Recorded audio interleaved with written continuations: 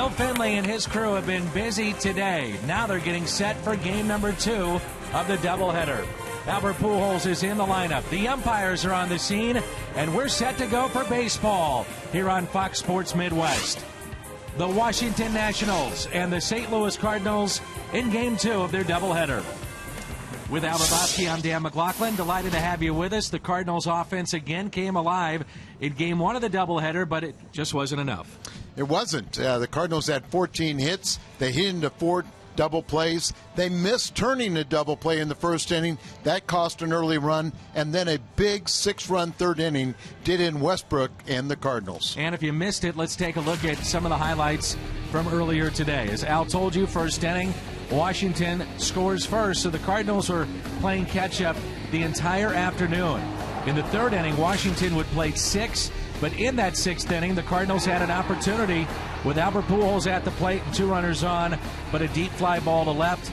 And then later in the ball game, 8th inning, Ryan Franklin comes in, Al, and allows that home run to Lance Nix. Outside of that, though, he looked okay. Yes, he did. He goes 2 innings. He only had the 1 hit. That was the big bomb, but it was much improved. 9th inning, Daniel Descalso lines to right, and Jason Worth with a sliding catch to end it as the Washington Nationals would hold on in game 1 of the doubleheader. So we're set for game number 2. A breezy, cold night here in St. Louis. Stay with us. More to come.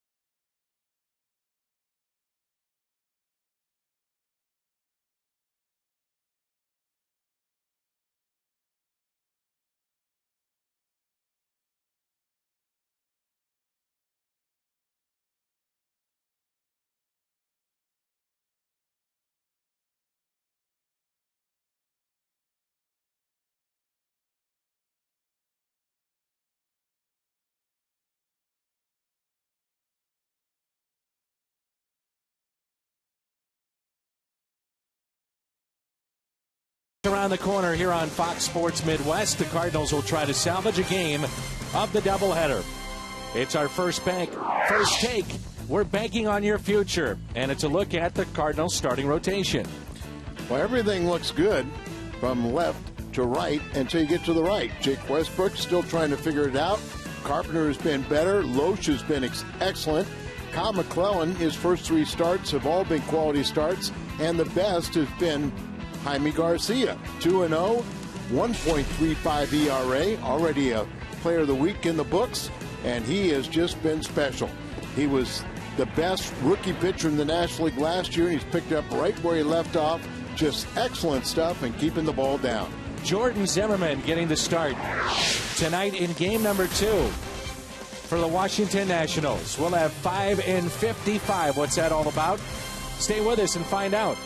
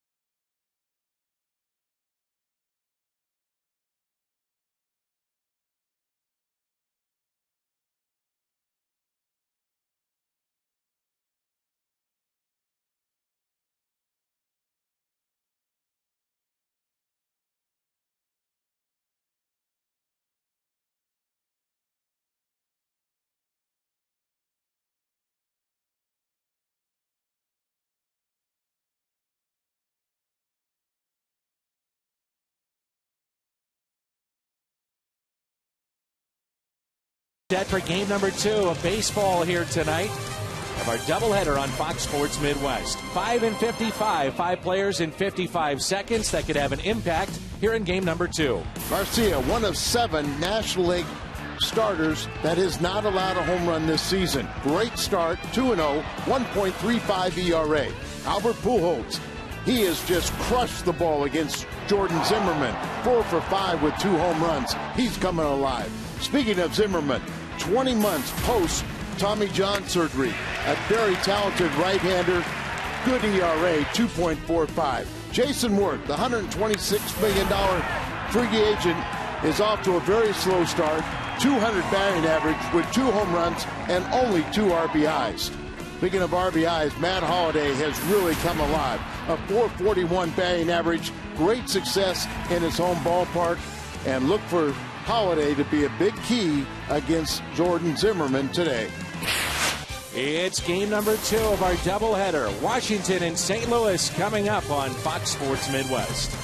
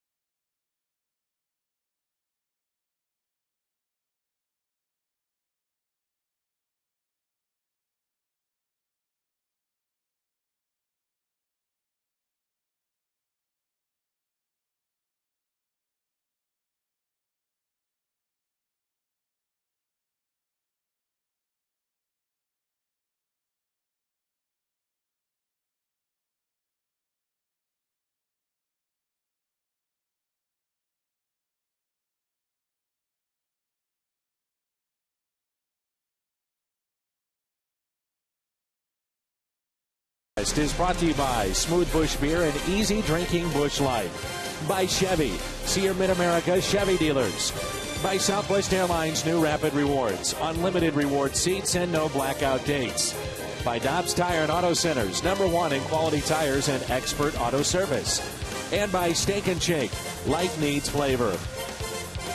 Along with Al Raboski, I'm Dan McLaughlin, and welcome inside to Busch Stadium on a cool night in Game 2 of our doubleheader.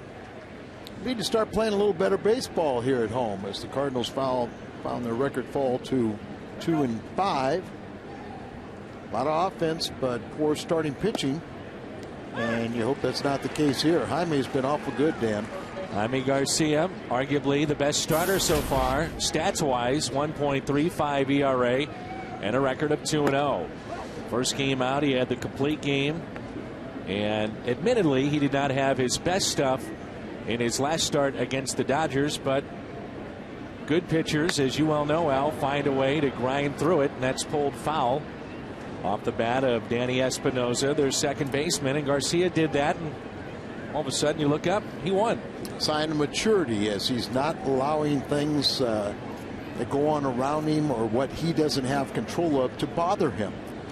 And he didn't have his best stuff, but as you just mentioned, the sign of a good pitcher is when you don't have your best stuff, you can still win, and that's what he did in L.A. 1 ball and 2 strikes on Espinosa. He burst onto the major league scene a year ago, September call-up, and hit 6 home runs, had 15 RBIs in 28 games. So switch hitter. And he strikes out to start the night.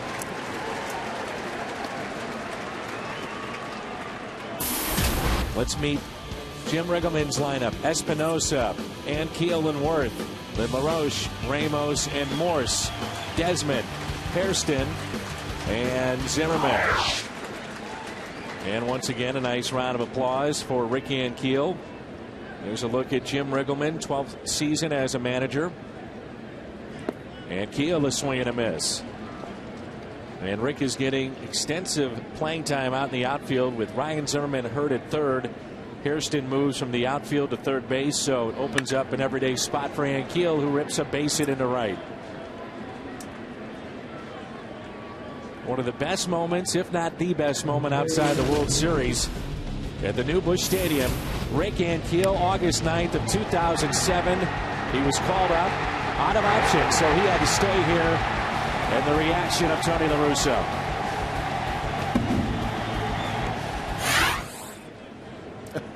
I still laugh at Tony's reaction, but that was a very special night for Dave Duncan and Tony La Russa, 2 of Rick's biggest supporters, and it's worth mentioning again what Rick did today in the St. Louis Post-Dispatch newspaper. Yeah, he took out a half-page ad thanking the fans.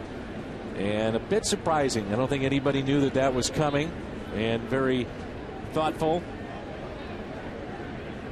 And a classy move and gesture done by Ricky Ankiel. That misses on the inside corner. And this is Jason Worth. He had a couple of base hits in game 1 and also an RBI. He's batting .220, pair of home runs, and 3 driven in. Out of Glenwood High in Illinois. We talked about in game 1, maybe Jason Worth is not hitting much right now or producing, but he's doing a lot of little things to help his ball club win, and that was demonstrated in the first game on several different occasions. Grandfather played 19 big league seasons, and that's a foul tip held on to by Molina. Second strikeout for Garcia. Let's meet the defense behind the lefty here tonight. Presented by Dobbs. Holiday, Rasmus, and Berkman in the outfield. Descalso gets a start at third. Terrio at short. Nick Punto, his first start. He's at second. Pujols at first. And it's Garcia and Molina, the battery tonight. Now, you talked about it. He is known for his glove, the second baseman of the Cardinals. Super sub. Wherever you play him in the infield, he's going to give you Gold Glove caliber play. Runner goes, and Ankiel has second base and on his way to third. It just shouldn't happen. The ball sailed a little bit on Molina, but that has to be stopped. You know, concede the run. And you see Terrio come into there, the ball sailing to the right side, but it's got to be stopped instead of just giving them a cheap another base and ended up with a runner at third base. Cardinal defense is a bit porous, and that came to play in the first inning of game one. A double play that wasn't made turned into a run. And the Cardinals actually appealed to see if Ankiel had touched second base. He barely did. Now he's at third base in a 1-0 pitch. I think that the question for Molina too, and I know you said it sailed, but it didn't really look like Terrio was at the bag either on time. And really no excuse. You saw him move it in there. Now, what you do in a situation like that, the man stealing, you don't go directly to the bag, but you come running in so you close the gap and wait and see what happens with the pitch. See the right eye of Tony La Russa swollen shut, dealing with an infection. Very, very painful, he was telling us. The 2-1 pitch taken for a ball. Now LaRoche is a guy that you can get to swing and miss. He struck out 172 times last year with Arizona. He's been with the Braves, Pittsburgh, Boston, the Braves again, Arizona, and now with the Washington Nationals. Hard hit to second. Punto on a hop. Garcia strands a runner. Ankiel at third. No score after a half inning.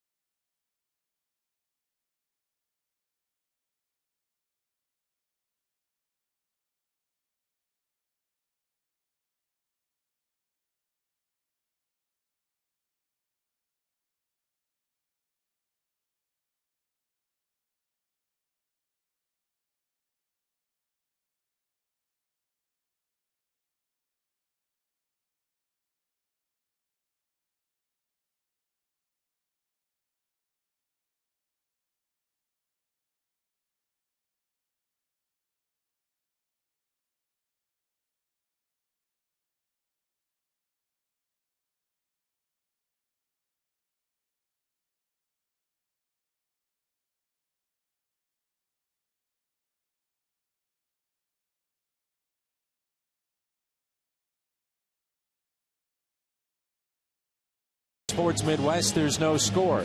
As we move to the Redbirds half of the first inning, Ryan Terrio in our Southwest Airlines starting lineup leads it off. His average has jumped up to .338. Then Rasmus, Pujols, Holiday, Berkman, Molina, Nick Punto, Descalso, and Jaime Garcia. Cardinals will face a really good young pitcher in Jordan Zimmermann tonight. 20 months post Tommy John surgery. He did make 7 starts at the big league level last season, but he is an outstanding pitcher. Got a great potential. He's only 24 years of age and a good ERA of 2.2 or 2.45, more indicative than the 1-2 record. Now Washington offensively, it's been a struggle this year. What has not been a struggle, their starting rotation, it's been one of the better ones in baseball. They have gone at least 5 innings in every start. The only major league club to do that at this stage in the season. 0-2, a swing and a miss on a 94-mile-an-hour fastball. Zimmermann can get it up there to 96, 97. Morse, Ankiel, and Wirth in the outfield. Hairston, Desmond, Cora, and LaRoche along the infield. And the battery tonight, Zimmerman and Wilson Ramos. That's presented by Dobbs. Cardinals have seen Zimmerman before. 2010, very quick progress coming back from Tommy John. It's popped foul and out of play. It was the same day the Nationals had learned about Steven Strasburg that he would need Tommy John. Well, they got some news on Zimmerman too. We could see where these two guys could anchor rotation for a long, long time. Adam Wainwright recovering from his surgery. #1 cheerleader. Back home, he's got that status. Fought off by Colby Rasmus and hit out of play.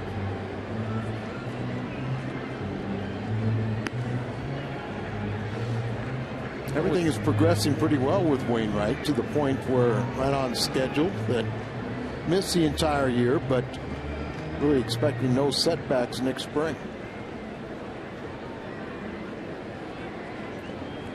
0-2 pitch. Hit sharply to LaRoche. Very good glove man at first base. And Al, you noted in game 1 of the doubleheader, he's really made a difference with this young middle infield that Washington has, in particular their shortstop. Well, the shortstop can be a little erratic with his throws, and LaRoche has done an outstanding job of saving errors or errant throws, and this is a much improved defense, and a lot of that gives confidence to the pitching staff. Zimmerman has one problem. His name's Pujols. And the first pitch is taken for a strike. Albert Homer to right center in game number 1. Albert 4 for 5 with 2 home runs against Zimmerman. Zimmerman pitched at Division III Wisconsin Stevens Point.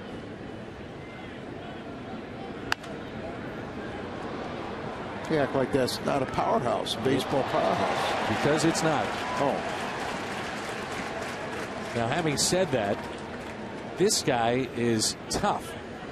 His jaw was wired shut. He was hit by a line drive in batting practice in his final season, and he pitched with his jaw wired shut the entire year in college.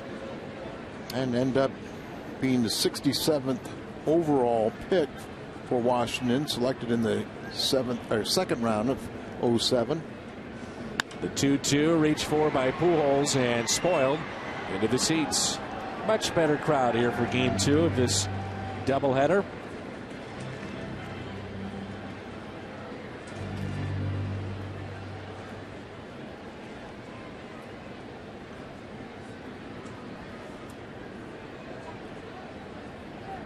That misses low and away.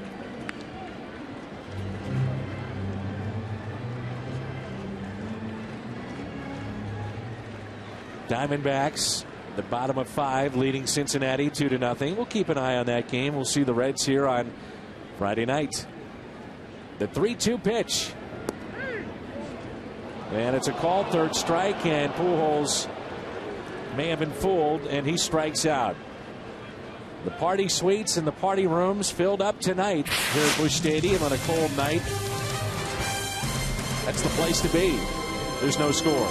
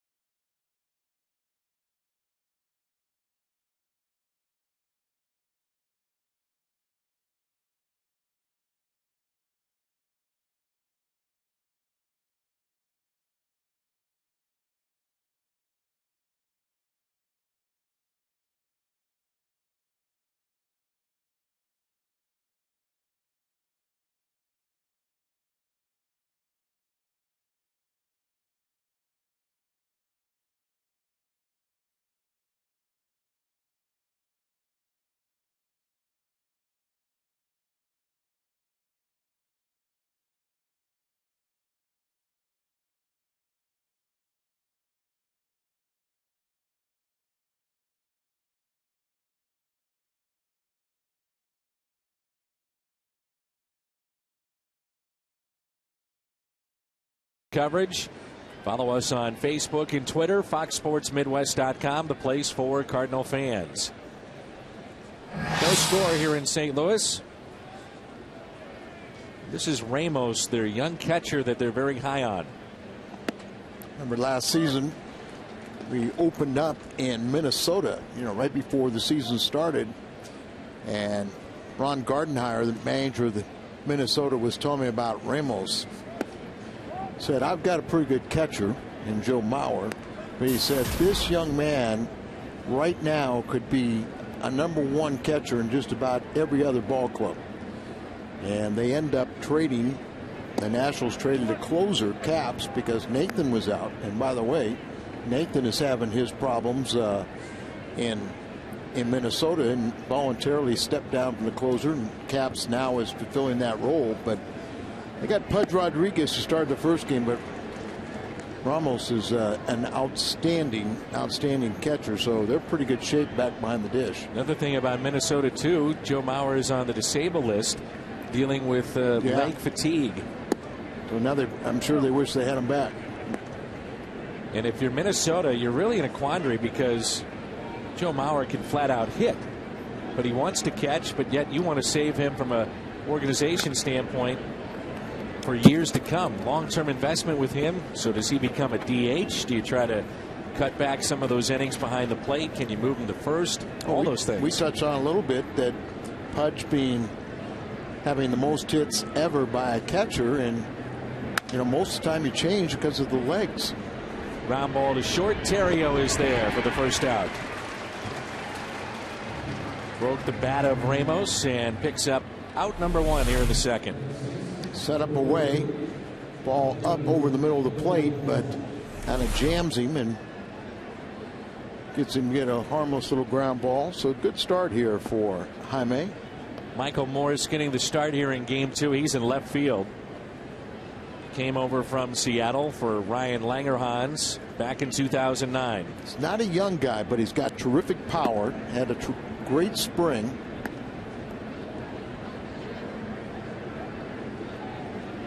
And Morris, when he was initially signed, was a shortstop and has moved to the outfield, as you see Molina pointing to that front shoulder of Garcia. Sometimes you'll see Jaime fly that open, won't we? Yes. And in doing so, it just drags the arm. The arm will usually produce the ball up and away to a right-handed batter. As your arm just kind of drags through the zone and you can't get on top of your pitches. 2-1 pitch. Now he holds the bat high and out over the plate. Now you can't have a quick stroke. You can't have a lot of quick bat speed by holding the ball right there. You would call this type of hitter having slider bat speed. Good fastballs up and in, should be able to get it. But what Morris is hoping is you leave a fastball middle half in, it just doesn't have the good octane, and he has the power to hit it out of the ballpark easily.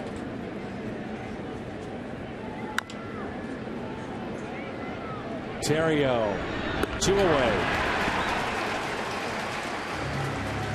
And it brings in Desmond.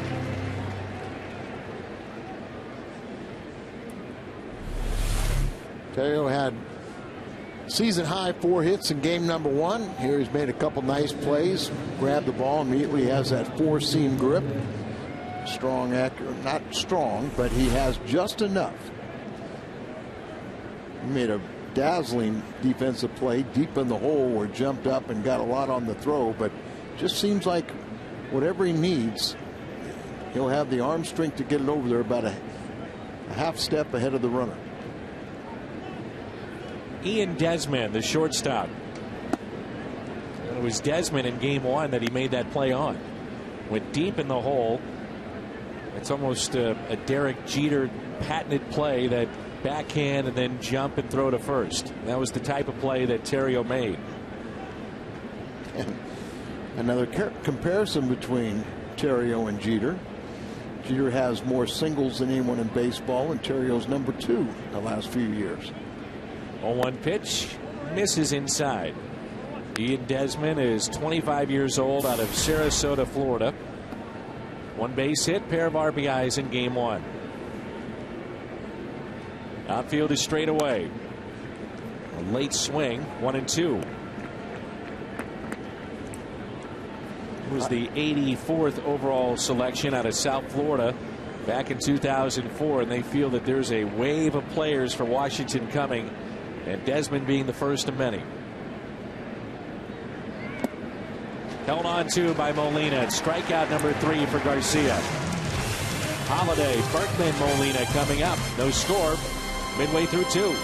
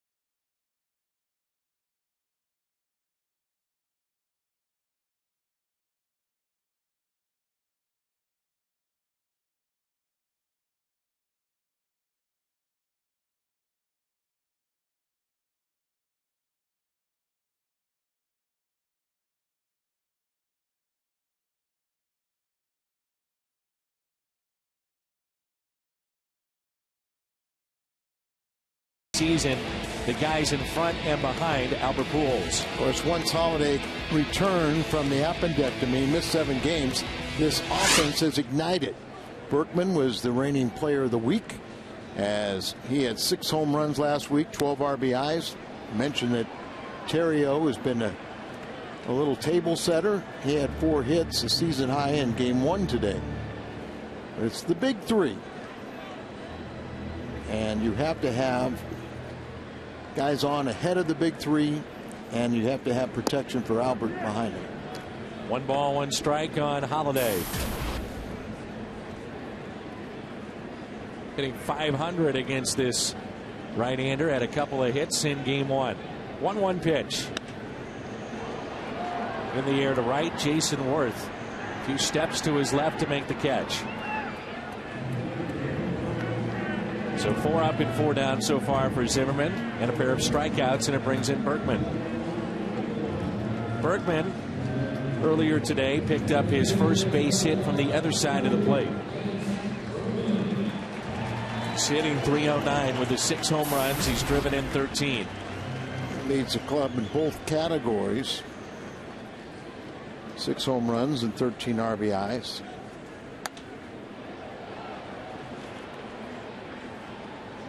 Albert's chasing him with 5 and 12.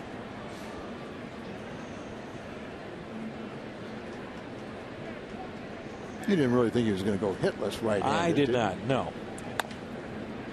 Hits it to short, off the lip of the grass, and into shallow left field. Backing up the play, the third baseman, Jerry Hairston. Yeah, that was a hustling play by Hairston. And Desmond, who is really the key to their defense. It is improved, but he's made some errors. And there's another one that goes off his glove. But ball goes into left field, and the third baseman just really scrambled out. Watch Hairston right here. As he takes off, checks to see if Berkman's going to try and go to second, but a real hustling play keeps him at first. Here's Yadier Molina.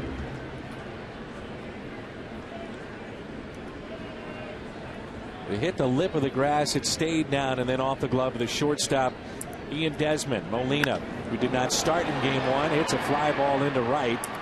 Worth backs up to make the catch. And it brings in Punto. 6 is a serious number again. The Cardinals score 6, get 25-cent drinks the next day, all day at On the Run at Mobile. That's any 20-ounce coffee found a frozen drink for just $0.25. We're serious at On the Run at Mobile. Nick Punto was a key part of one of the big rallies in game one for the Cardinals. Worked back from an 0-2 count in the 6th inning. Worked a walk and then came around to score on a bloop hit by Colby Rasmus. Now Punto, very early in spring training, diagnosed with a sports hernia, had the surgery. When the Cardinals went on that 10-day road trip, he went to extended spring. Only played in 4 games. So he's just starting to have his spring training. Now let's tell the folks at home a little bit about Nick Punto. He's a very good glove man, as you mentioned. He can play second, he can play third, which is great insurance for David Freese on days like today if he needed to play third, but he's also a switch hitter. And he can also play shortstop, so that really makes you a valuable utility man if you can play shortstop. Punto to Zimmerman. He'll step on the bag himself. Cardinals will strand a runner, their first of the night, and we play 2. No score.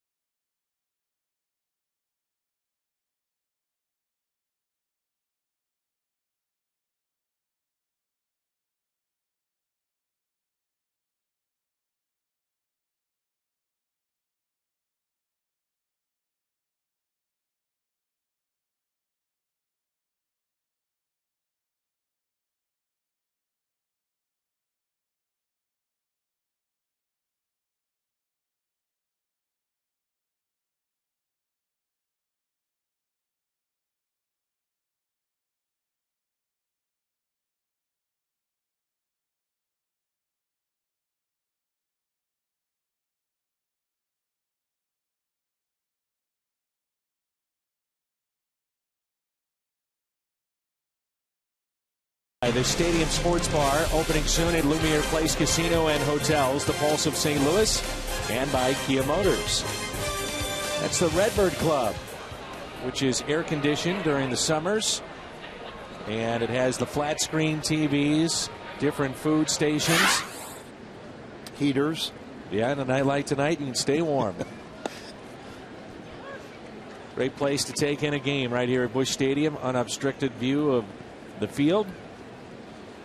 Hairston digs in, and the first pitch was a strike. 8th place hitter, followed by the pitchers Zimmerman and then Espinoza. Jim Hayes has joined us. And Jim, tell us a little bit about the locker room, the clubhouse. You were down there after game one. What stood out for you? I got a chance to talk to Dave Duncan about Jake Westbrook's outing, and Dave said obviously command was an issue, but he had the appearance, Westbrook, of nibbling. He needs to be more aggressive, especially a guy with his stuff, and he felt like that was definitely a step backward. The last start for Westbrook prior to tonight, or to today, he felt they were making progress in terms of getting him in sync, getting the command together, and he felt like there was a bit of a backslide. Now you would figure he would go on Sunday Night Baseball with Cincinnati in town. Short outing, only 67 pitches and 3 innings, and I'm assuming that's the plan now for Jake Westbrook. His next start would be on Sunday. After the game, Tony said they haven't really even started talking about Sunday. They wanted to see how Jake did today. I assume also the rest of the guys in the bullpen and the rest of the series, how that goes, will factor in as well. Slowly hit towards third and out. Descalso fine play on the left side of the infield. Descalso's played very well at third base. David Freese has done a great job there, but the days when they're trying to rest David, Descalso has shown defensively he can handle it. Trying to pull that outside pitch, you roll over the top of it, not hit well, do or die play, and made in fine fashion. Here's Zimmerman, and he'll take a ball. 1 out, nobody on. The 9th place hitter, Zimmerman, first time through this lineup. And Keel picked up a base hit to right. No walks. And Garcia has struck out 3 of the first 8.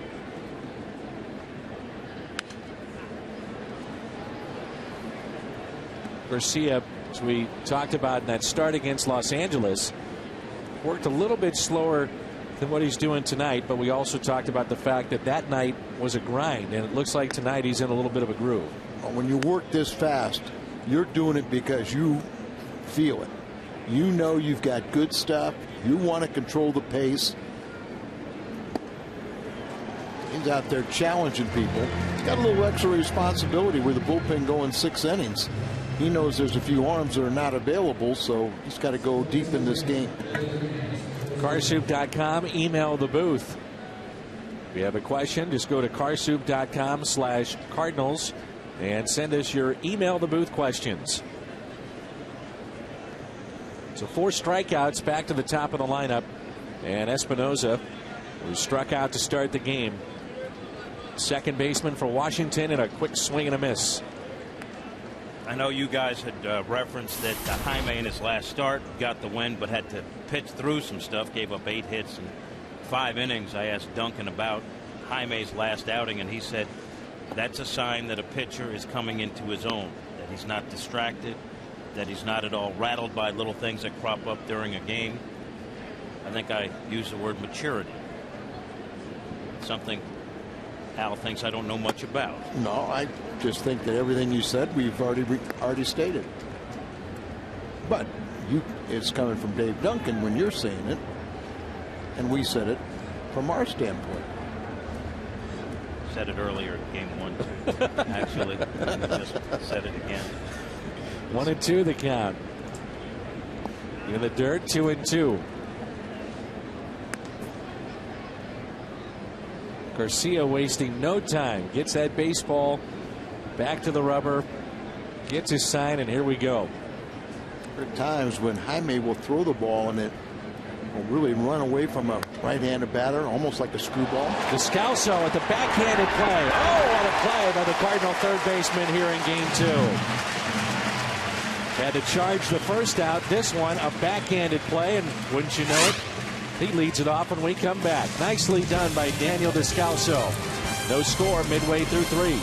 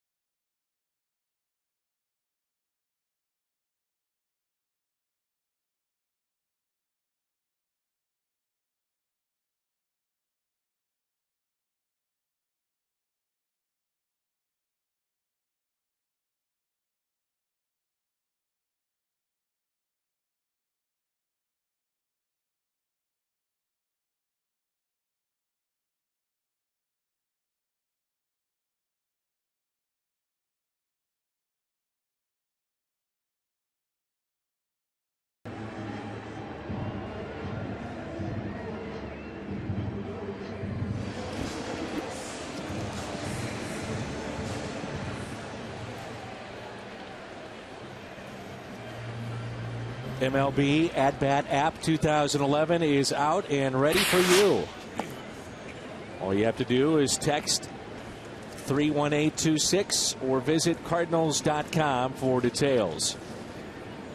Two very good plays by Descalso in the top half of this inning. 2 balls and no strikes.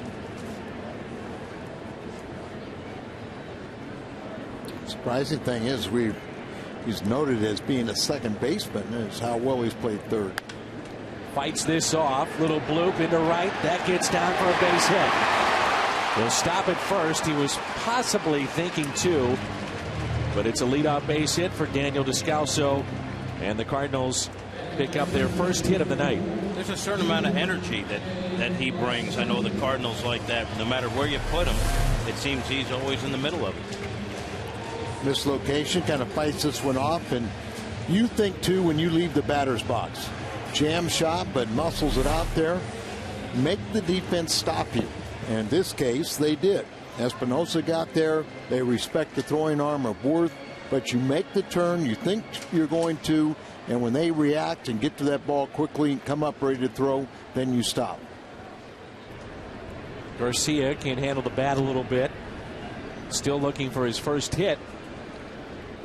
And in his young career, a 161 career hitter. But many times, as we've seen, show bunt, then hit away. And now maybe you could try to explain the defense here and what Washington wants to do and what they want to accomplish with this play. Well, obviously they're pinching down at the corners. The second baseman would take the throw, whether it be from the catcher, the third baseman, first baseman, and then the shortstop goes at second. Here's one way to stop it, is put a little hit and run on. And the real key for there is Descalso, and he picked it up, is you've got to look in, locate that ball. You hit the ball in the air, you better find out where it is. And Tony is very creative with his pitchers, but when you've got someone as talented as Jaime, and Jaime can swing the bat, you can really fool the defense or make them very uneasy. Gets the bunt down. Zimmerman only plays to go to first. Second baseman is covering. That's Espinosa. And Descalso is in scoring position. Join Major League Baseball and the Players Association in helping Japan's children in need. Visit unicef.org or text Japan to 864-233 to donate $10. For more information, visit MLB.com/Japan Relief. Back to the top of the lineup, and Ryan Theriot struck out first time up, 0 for 1. So the sacrifice is good, 1-4. Chance for Theriot. It looks at a strike.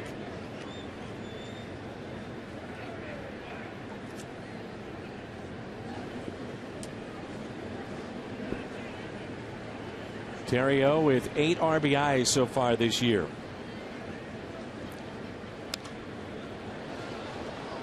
Talked about on the hit and run, how Descalso has to make sure he knows where that ball is. Well, even when you're bunting like this, he had to make sure that bunt got down.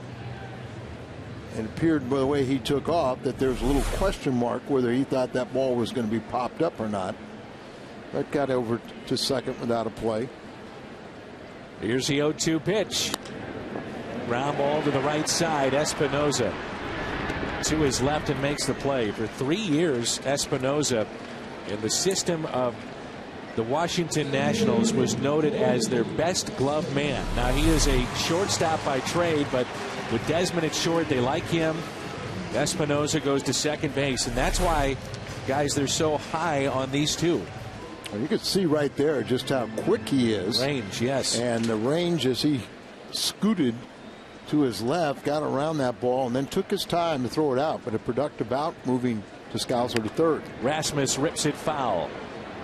Grounded out to first. He's 0 for 1. Homered in game 1. Very good numbers to start the year. You love to see that. 432 on base percentage. There's so many times, Al, we look at average in home runs and RBIs, and rightfully so, but hitting in front of Pujols, that's a key. And so is that. 2 out base hits. And an RBI for Colby Rasmus, his ninth. And it's 1-0 St. Louis. When you talk about how a pitcher has a responsibility, once he releases the ball, become a fifth infielder. And here he fails to stab that ball or at least knock it down. Unhappy with himself. And the Cardinals have their first lead of the day. But you were talking about his on-base percentage. Rasmus, how key is that ahead of Pujols Exactly. and Thunder in the middle of the order? 2 outs, runner at first, and Pujols takes a ball. Albert struck out looking first time up this season. First 9 games, 143 average, and then the last 9, what we're used to for the last 10 years. 1-0 pitch. 1 ball, 1 strike. Another reminder that we'll have an hour-long pregame show on Friday night. Rick and Al will have the call at 7 o'clock. Cincinnati and St. Louis in game 1, which should be a fun series. Straight away in the outfield, maybe bunching a little bit, particularly in right as they give him a line. A rocket to center. Trek to the wall and caught by Rick Ankiel.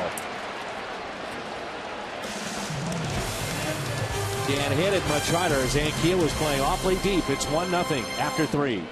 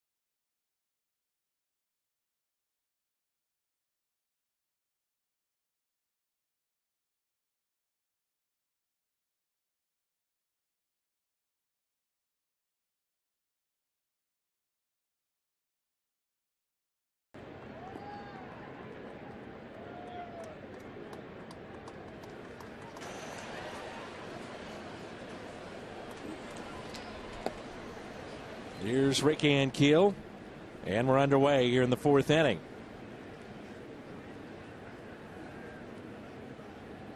Saw Rick Ankiel make that catch near the wall, and maybe think about that horrific night when Rick Ankiel went crashing into the wall, and we didn't know the severity of the injury at that point.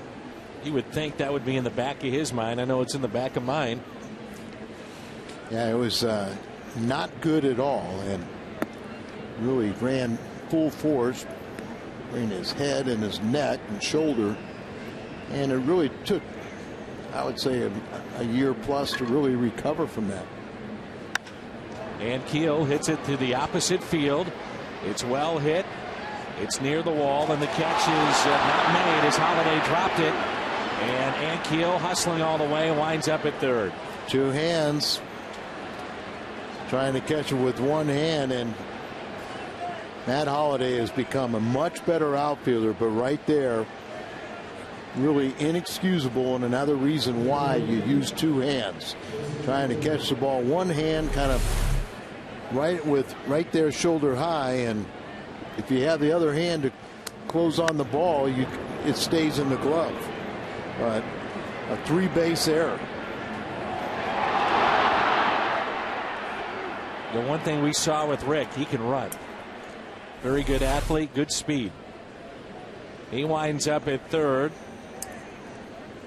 The Cardinals have committed 2 errors as Worth chases that pitch out of the zone. That very good late movement by Garcia. Now here's a real test for Jaime. He's starting to, this is what Dave Duncan's talking about, the ability to overcome a fielder's mistake or something that's beyond his control. Just go out there and pitch your game.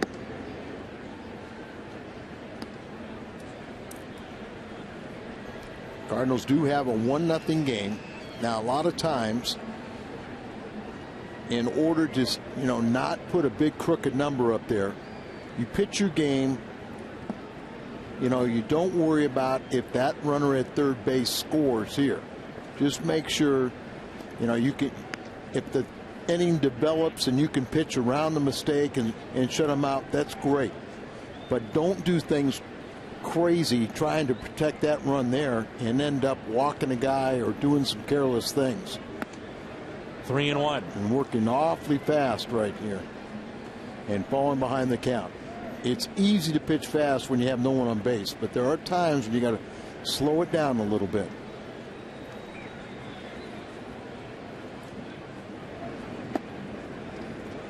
Count is full. On 3-1, you might think that Worth was ready to pull the trigger. And he got an 88-mile-an-hour pitch. It's kind of cutter speed and it didn't look like it really did anything. Slowly hit towards third. Descalso only play to go to first and out. Another good play by Pujols, and you're right, Al. That's the third very good play we've seen from Daniel Descalso, but that ties it up in 1-1. But that's what I'm talking about. You go ahead and pitch right there. They're going on contact, so you have to get an out.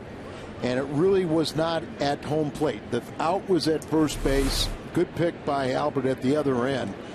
Concede the run, but sometimes in an effort to save that run there, you'll end up walking a guy or two, and you'll end up putting a big crooked number up there. Here's LaRoche. Grounded out to second sharply. His first time up.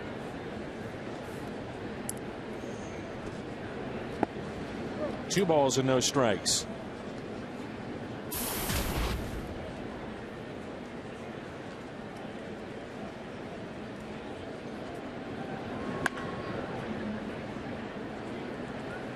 Two and one. Past several years, LaRoche has consistently put up that 20 home run or more mark. Well, last year, despite the strikeouts, he hit 25 home runs, drove in 100. Played 151 games. Bottom dropped out of that pitch to even it up at 2-2. But you're right. You could pretty much pencil in at 15 to 25 mark, somewhere in there. Close to 85, 100 RBIs. And the count runs full. Came up with Atlanta back in 2004.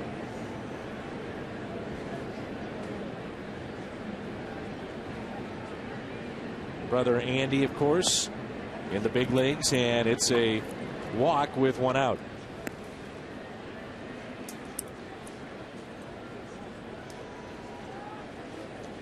Right now, you can try a small frozen strawberry lemonade for just $1, only at McDonald's.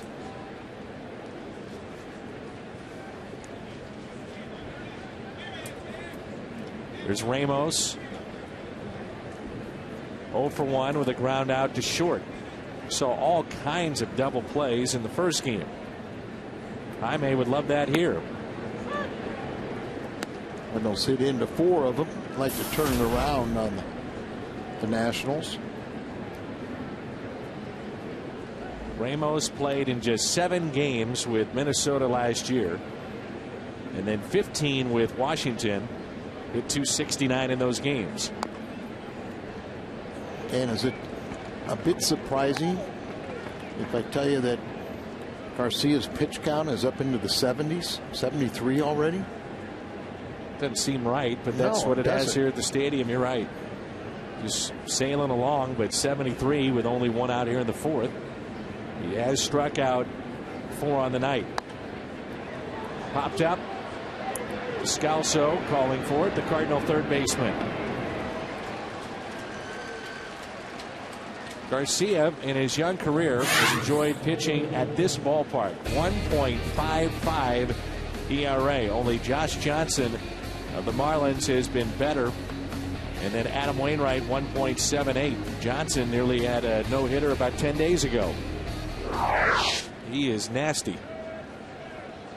He was right in the thick of the Cy Young Award race last season, as well as Wainwright, but popped up to the right side, and that ball will get down. It's foul. Now let's take a look at the stance here of Morse and why, if you can try to get inside, in your opinion, you'd have the success. Well, his arms are so far out away that, one, they're high and out away from his body. So it's very unorthodox, and he is really put together in the upper body, so he's not going to have a quick bat.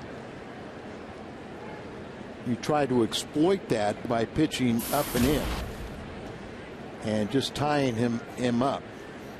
Now, a lot of times a hitter like this wants you to try to do that and doesn't think that you have the command, so they're going to try and work inside, and he gets jammed again, but he's got great strength. Rasmus is there.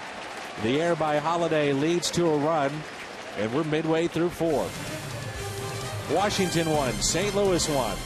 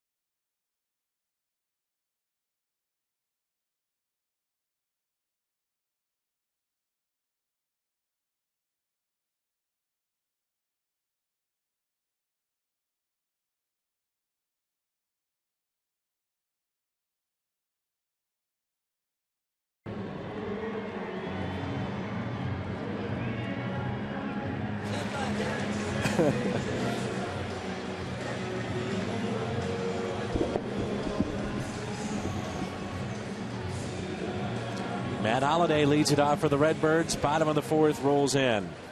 We're tied up 1-1. It's Holliday, Berkman, and Molina. The first pitch is taken high and outside. Holliday flied out to right his first time up.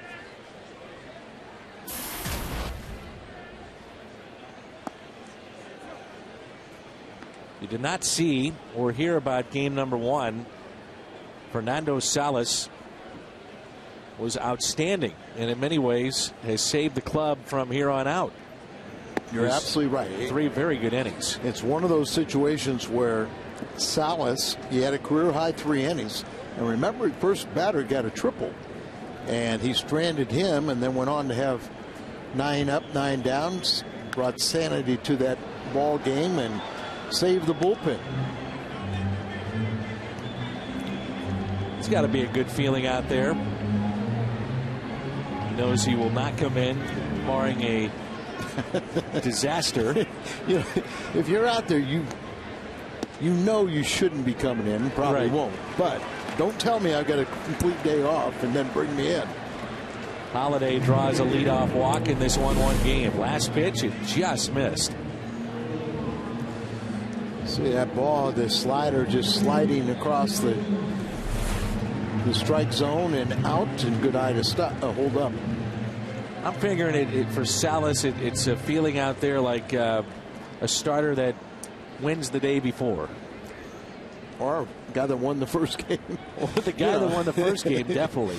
But, you know, it's a mixed bag, because you feel bad because you lost the first game.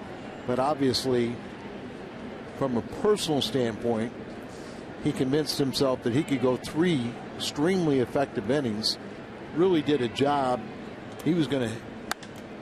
Berkman slices this down the left field line. That ball is fair. That's a fair ball. Kicked in the corner. Here comes Holiday. Throw to the plate. He is safe. Lance Berkman does it again, and it's 2-1 Cardinals. Berkman, the RBI double, now with 14 this year.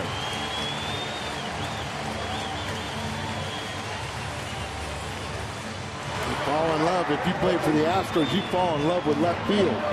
Whether it's the Crawford boxes or just hitting the ball to left field down the line, there's a lot of hits out there. A lot of funny things can happen. You got a man in front of you. Look at Holiday has the play in front of him. Oquendo extremely aggressive. He sends him home. The shortstop wasn't sure, and then he throws the ball, and it gets tangled up between the runner and the catcher. Zimmerman backing up, and so they could only stay at second base. Matt Holiday safe at home, safe and secure. New York life.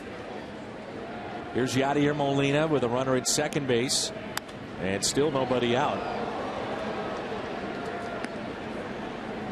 It's a good spot for Yadi, who's outstanding at taking the baseball to the right side and at least, at the minimum, advancing the runner. And look at where the right fielder is Worth. Has a very strong arm. Playing in a step or two, there could be a nice play at the plate on a base hit to right. 0-1 pitch. Molina bunts. Berkman to third, and the sacrifice is good. The second sacrifice for the Redbirds here in the first 4 innings. Visit Bush Bash prior to every Friday home game in the Ford Plaza for live music and player appearances throughout the season. And this Friday, it's Ryan Franklin. For details and future player appearances, visit Cardinals.com/promotions. So the sacrifice is good, and it brings in Nick Punto. Punto grounded out to the pitcher. Zimmerman, his first time up. Infield is drawn in. Great opportunity to pick up your first National League RBI. Infield in, a lot of hitting lanes in the infield. Sac fly. You don't see too many squeeze plays with a left-handed batter. Showing bunt. That'll bring in the third baseman, Hairston. Berkman not running. I mean, it wasn't a suicide.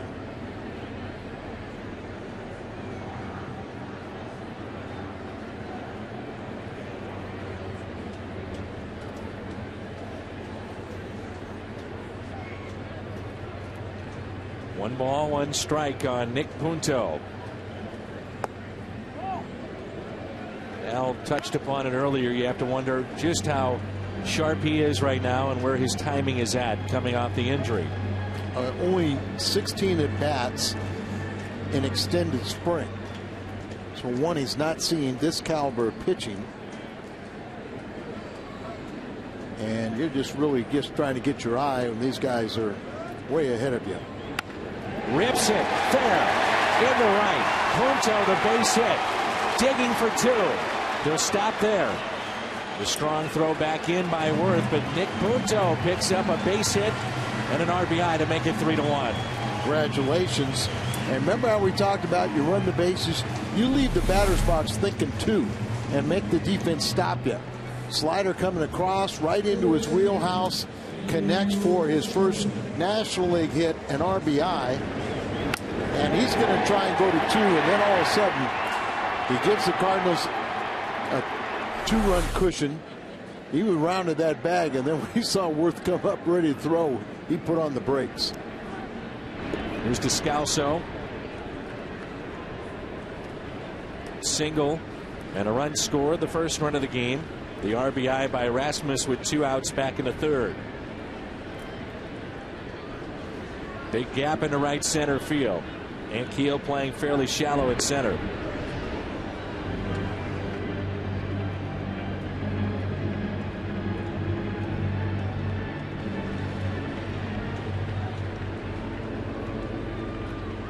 One out. Runner at first. Descalso looks at a ball. The stadium is really filled up. You can see in the upper areas of some of that dynamic pricing. Folks have taken advantage of that. The field box, only $17 for this game tonight. That's pretty full, too.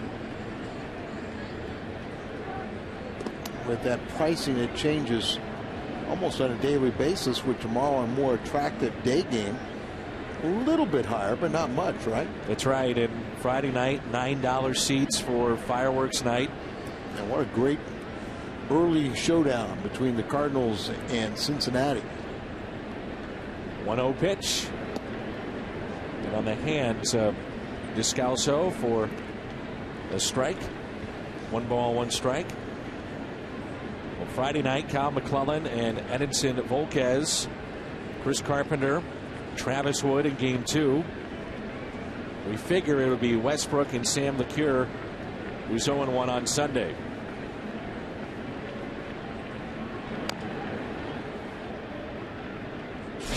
Daniel Descalso, normally a second baseman by trade, but at the end of last year playing some third base, and tonight playing it very well.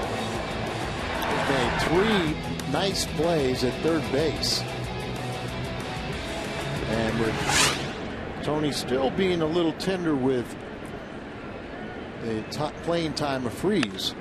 Ground ball off the glove of the Roche. Race to the bag. Zimmerman is there. 2 outs.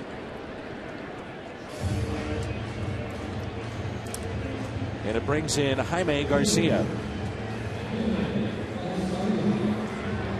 Fox Sports Midwest and the Blues are teaming up for the Coleman St. Louis Race for the Cure on Saturday, June 11th.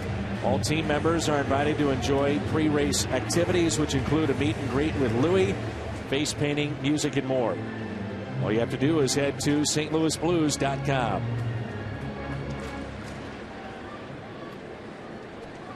Two outs and a runner at second base for Jaime Garcia. The third baseman playing in. He's even with the bag. That's Jerry Hairston. So hitting lane is open to that left side. See, a lot of times, though, Jaime will pull the ball. A lot of ground balls to the right side. There it is. And LaRoche will take it himself. The Cardinals strand a runner, but they pick up 2 and regain the lead. We head to the 5th, and it's 3-1 St. Louis.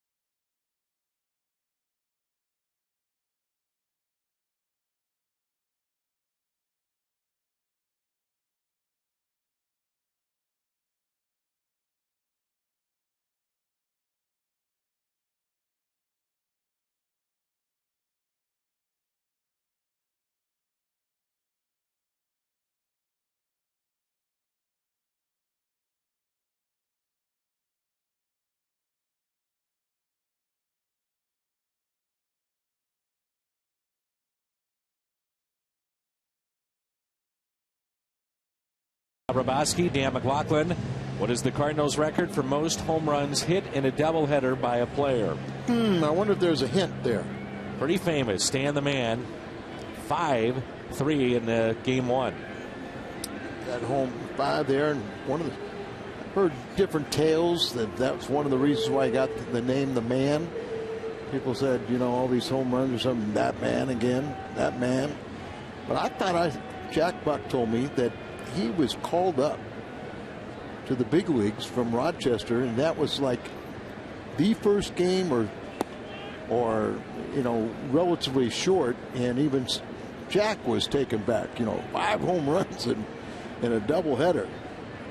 Boy, we miss Jack Buck. There's a ground ball left side, foul off the bat of Ian Desmond. 1 ball, 1 strike. Picture of Jack and Gussie Busch on the outfield wall and left, and the Hall of Famers. Off the end of the bat, and a fly ball to Holiday, makes the catch. Big swing, but you heard the crack of the bat, so you know that you're not going to be going back. You're going to be likely coming in. Brings in Jerry Hairston. Amazing list of numbers and players out there on the wall in left field. And of course, you and I both represented Fox Sports Midwest for the Lou Brock statue unveiling. Harry Weber's the best, isn't he?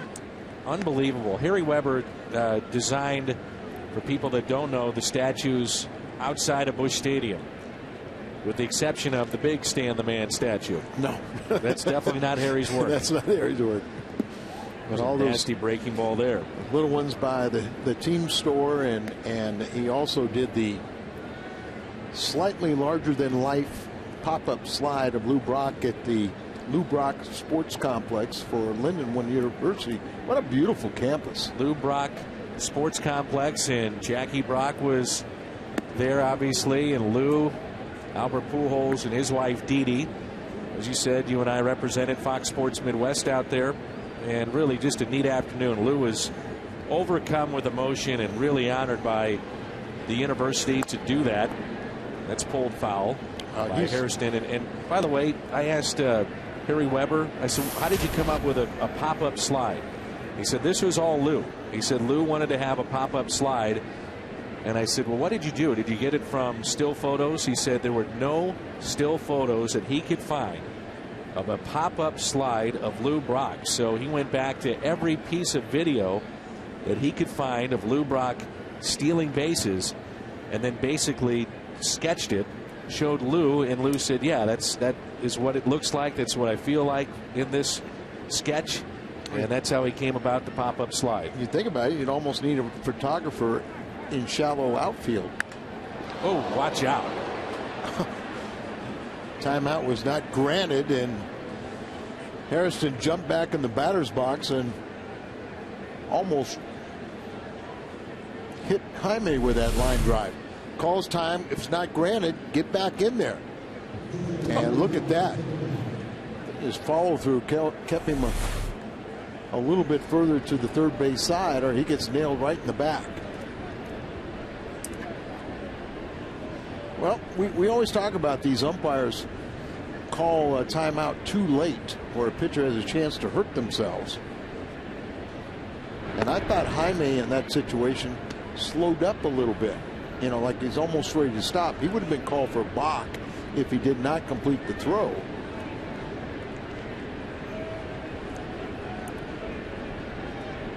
Runner at first, and 1 down. Cardinals lead it 3-1 on 4 hits here tonight.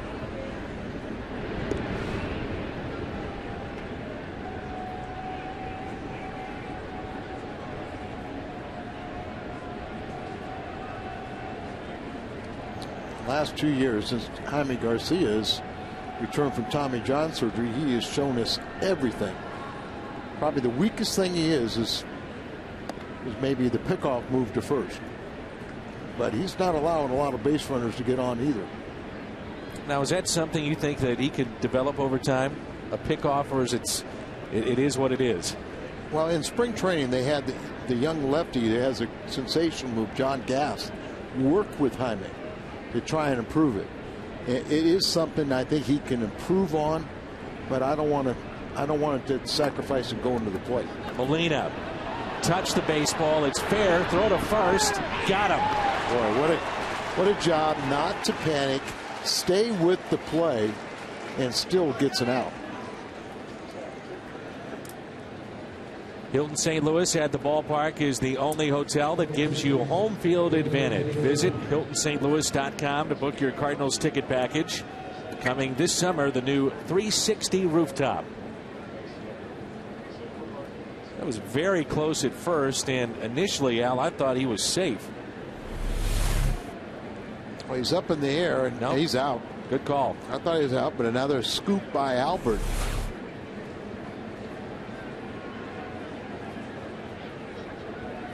So top of the lineup, Espinosa.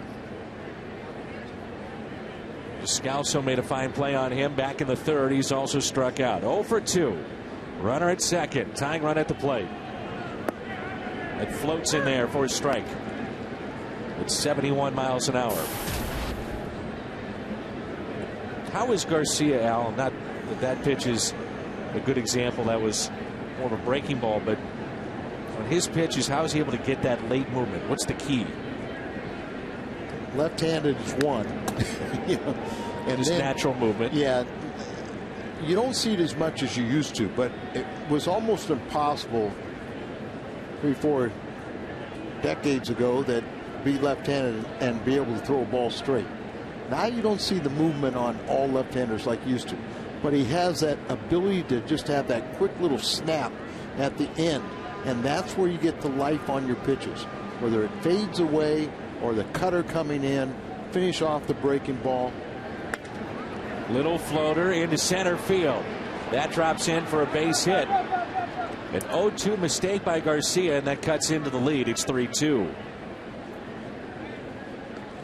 Espinosa picks up his 15th RBI. We're talking about that in game one. A leadoff man with 15 RBIs now. 15 RBIs. He had 6 in the doubleheader on Sunday and had both game winners in game 1 and 2 of the doubleheader. So he's really, he's a switch hitter that's being very productive. Just a shade under 300, 2 home runs and 15 RBIs, and he knows he's making good plays.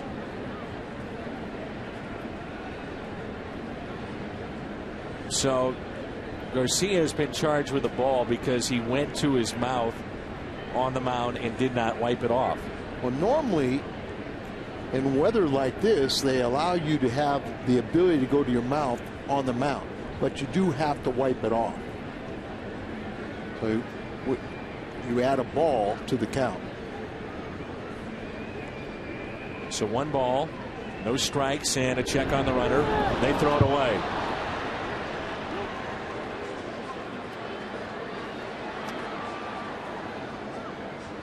That's what you don't want to see. And trying to have that better pickoff move. The guy's not going anyplace.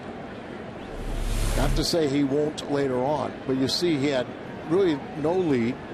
And then, Albert's expecting a ball chest high or something that's going to be to his right, not to his left. And Espinosa, with that great speed, goes all the way to third. Smart move here by Molina to go out and maybe calm down Garcia. Minor leagues, it's one of the things that they really worked on with Jaime, just controlling his emotions as he went through the ranks. Now, I'll be the first one to tell you, expressing yourself and being emotional, I think, is an asset, as long as it's under control. I would much rather have a player learn how to calm down rather than trying to light a fire underneath him. And Jaime is part of his maturity, and he's getting much better at it. 1-0 pitch.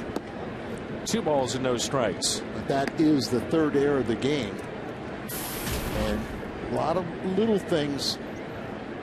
Ball club has really shown, that they'll get 1 out when they should get a double play. Little things where that defensively And Keel trying to bunt. I'm not sure I'd like that play if I'm Jim Riggleman. I like it if I'm the Cardinals. Absolutely. Even though it's lefty, and Rick can have his problems, but right now he's got an easy chance to drive in a run, make a mistake. He can hit it with the best of them, launch it.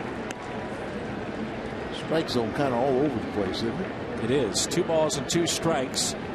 3-2 St. Louis. You make a mistake, Rick will lose it. You make good pitches, Jaime should be able to get him out.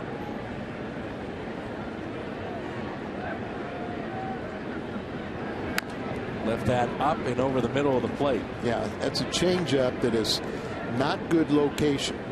When Rick last wore the Cardinal uniform, he was really lost. Anybody that had the ability to throw a breaking ball away from him could get him out. Anybody could elevate a fastball. He was going to swing and miss, but he is a better hitter right now. Pulls it foul. You throw that ball down there and you're asking for trouble. You hang a breaking ball and he will crush it.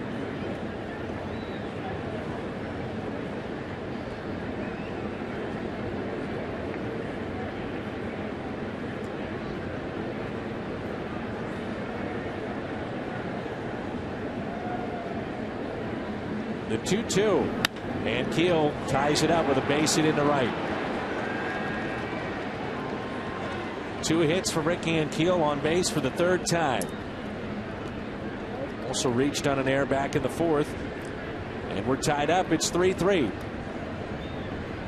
He's got breaking pitches that would just eat him up, and just doesn't get the ball away from him. It's elevated enough where he can pull it through the hole for an RBI. We forget, Al, back in 2008, Ricky Ankiel hit 25 home runs in his first full season in the big leagues as an everyday player. Remarkable.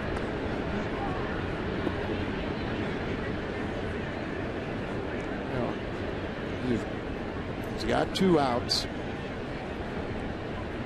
Rick can't score if you get the hitter out. And you get a guy like Worth, you start splitting your concentration and don't get your location, he can hurt you. Now, if you're Tony La Russa, you're always trying to be an inning or 2 ahead, and the pitch count, as you noted earlier, is high. Right now it's at 97. You figure Salas is out, Franklin's probably out. Franklin went a couple of innings in game 1. So your bullpen is depleted a little bit here in game number 2. And already Garcia nearing the century mark in pitches. We were praising the Cardinals, particularly in the game against Kershaw, how they were able to knock him out in 4+ innings, get his pitch count up. But Jaime, who at times this year they have protected, they said they wouldn't do that. Last year it made perfect sense coming off Tommy John. He went the complete game and what, about 102 pitches. Then the next game he only threw 82, and they took him out after 6 very efficient innings. Another low throw to Pujols. Got 2 strikes, two outs. Work on the hitter.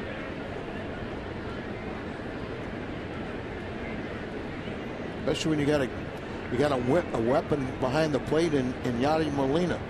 Just give him a pitch he can handle, and if they want to try and steal, let him run into it out. Another check. 1 ball and 2 strikes with 2 outs.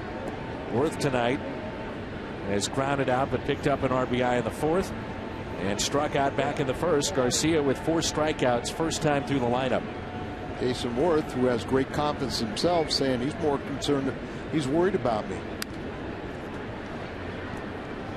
Get a hitter, start reading the body language of a pitcher. Start saying that, hey, this guy doesn't want to throw to the plate.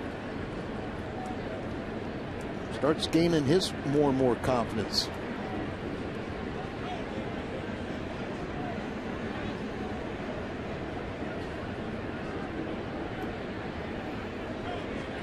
A lot of this is called from the bench, Tony, and effort to stop a running game, but Right now, you're worried about his pitch count. You keep on, not the same effort going to first base, but still get him in the dugout as quick as possible. And the only way you do that is throw him to the plate. On 1-2. Worth hits it to Descalso. Backhands it. Strong throw to Pujols. Washington picks up 2 here in the top of the 5th. And the top of the lineup coming up for St. Louis.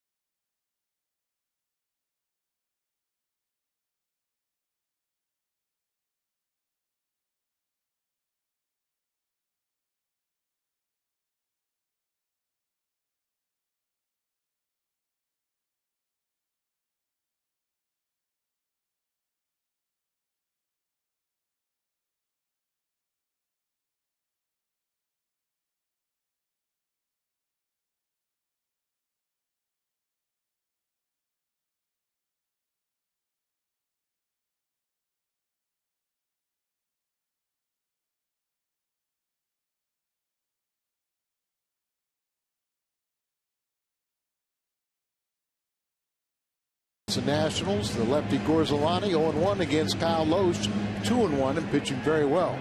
Right here at noon on FS Midwest. Grab some buds. There'll be some tired players after this one. Tied up 3-3. Cardinals half of the 5th.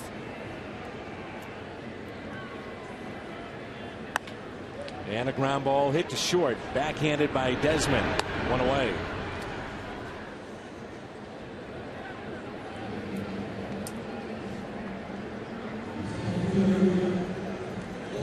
And it brings in Colby Erasmus with 1 down.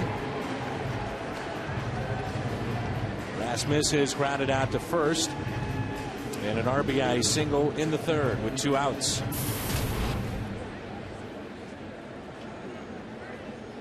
Talking about that .439 on base percentage. Colby's cut down on his strikeouts, taking more walks. Just looks like, he just on that natural progression, keep on improving. 0-2. Seen some high strikes, low strikes.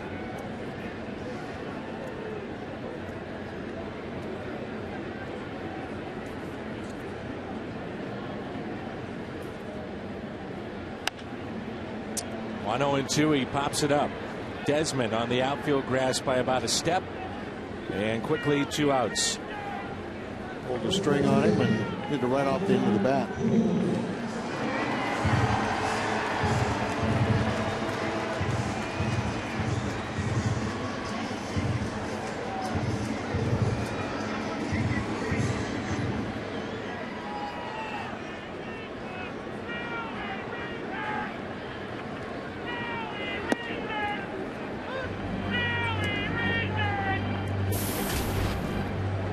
Pujols is 0 for 2. Fly to deep center. And struck out on a called 3rd strike in the 1st.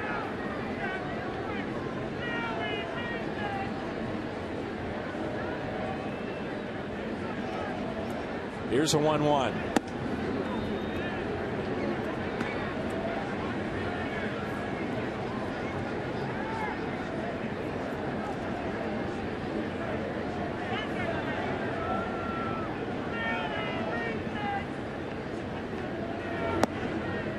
catches the inside corner, and Pujols left shaking his head. He didn't like that call. It's evened up at 2-2 with 2 outs and nobody on, and a 3-3 game here in the 5th.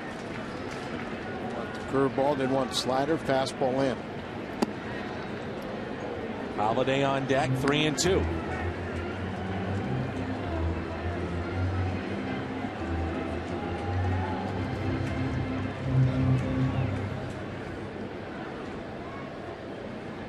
Curveball. Ouch. Fouled off his foot, maybe his ankle. You don't see Albert do that very often at all, do you? No.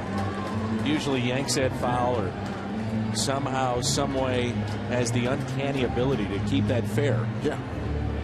I don't know how he does it. It seems like right there, when he opens up his hips, Al, those pitches somehow he's able to keep fair. That's something we've said for a long time. He keeps more balls fair wherever the people. It's a change up. And Pujols limps down to first. Takes a 2-out walk. This day in baseball history is brought to you by Schnucks. The Nationals beat the Phillies 10-4 back in 06, giving then manager Frank Robinson the league's first black manager, his 1,000th career win. Frank was with him at their last days in Montreal, Puerto Rico, and then in Washington. Jordan Zimmerman has walked 2, and here's Holiday. Outfield straightaway and deep. Ooh, good rip. Holiday has walked and scored and flied out to right. A career .327 average against Washington. Even as a visiting player, he was one of the best hitters in this ballpark against Cardinal pitching.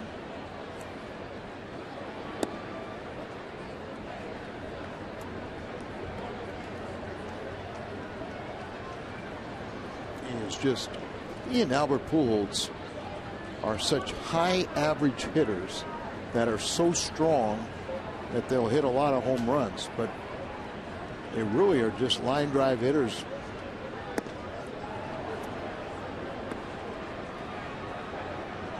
That just happened to hit home runs. That hit home runs, you know, just because they're superior strength. Think about Pujols' home run earlier today, just a line shot right center field. In the hole here, 1 and 2. I don't know if that was a step off or throw to first, as you saw the index and little finger. See something different. He doesn't throw a knuckleball or something unusual, so he make you think of something like this. Fastball. Pulled foul. A lot of today's pitchers, when they see the signal of a fastball in, they just don't have that ability to get it in far enough, and they'll leave a lot of pitches over the middle half that are hit out of the ballpark. Zimmerman can get in there. Fastball in again.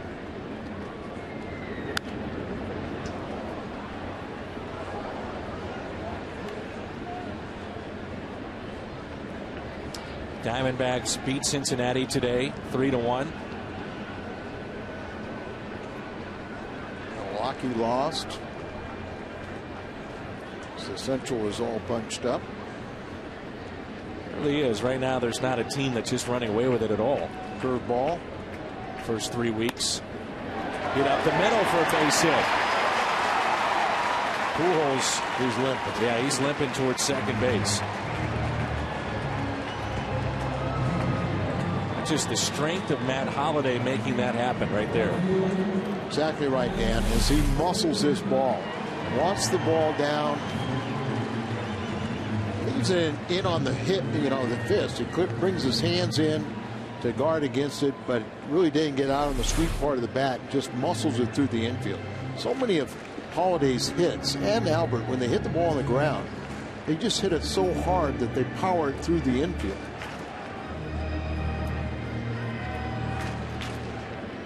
Berkman following the walk to Pujols, single by Holiday. Lance with an RBI double. Up the middle, that's a base hit. Here comes Pujols. Here comes Ankiel. He'll just go to the shortstop. It's a 2-out RBI single for Lance Berkman. 4-3 Redbirds. Lance Berkman is just, not has he been a savior in this ball club when he plays, but just his humor in the clubhouse, sort of settling effect. Right off the end of the bat, right back up the middle. When you utilize all the field, it's really hard to defense him. Albert, who is limping into second, but he knows he's got a chance to give the Cardinals a lead, and he's chugging around the bases and got there. But Lance Berkman, you just felt by coming to this environment that whatever was left in the tank was going to bring out the best of him. But there's plenty in this tank. But even he, in spring training, told me he was feeling for it. He wasn't quite sure. But I think we can all say a resounding yes. He is still, Lance Berkman, one of the best hitters in the game. 2 outs and 2 on. He would have gone back to Houston. Matter of fact, wanted to after he was traded away to the Yankees to finish up last year. They said no, there was no interest. He was highly motivated, and he wanted to stay in the Central, and he wanted to come to St. Louis. There were offers of multi-year deals on the table, and he takes the 1-year, $8 million offer from the Cardinals. Well, I think it was a perfect scenario for both clubs, but he was also banking that, yes, I will return to my form, and so I'll sign a 1-year contract. I'll come here, and then if things turn out the way I think, then I can cash in next year. But you touched on it. He felt betrayed a little bit by Houston. He wanted to come to one of Houston's, competitors, a friendly rivalry that they have established between the two clubs. A lot of those players are gone now from Houston, but Berkman wanted to come where he could make an impact and just remind Houston that he's still the great hitter. 2 balls and no strikes on Molina. Yachty hits it into center field for a base hit. Here comes Holiday. Throw by Ankiel to the plate. He is safe.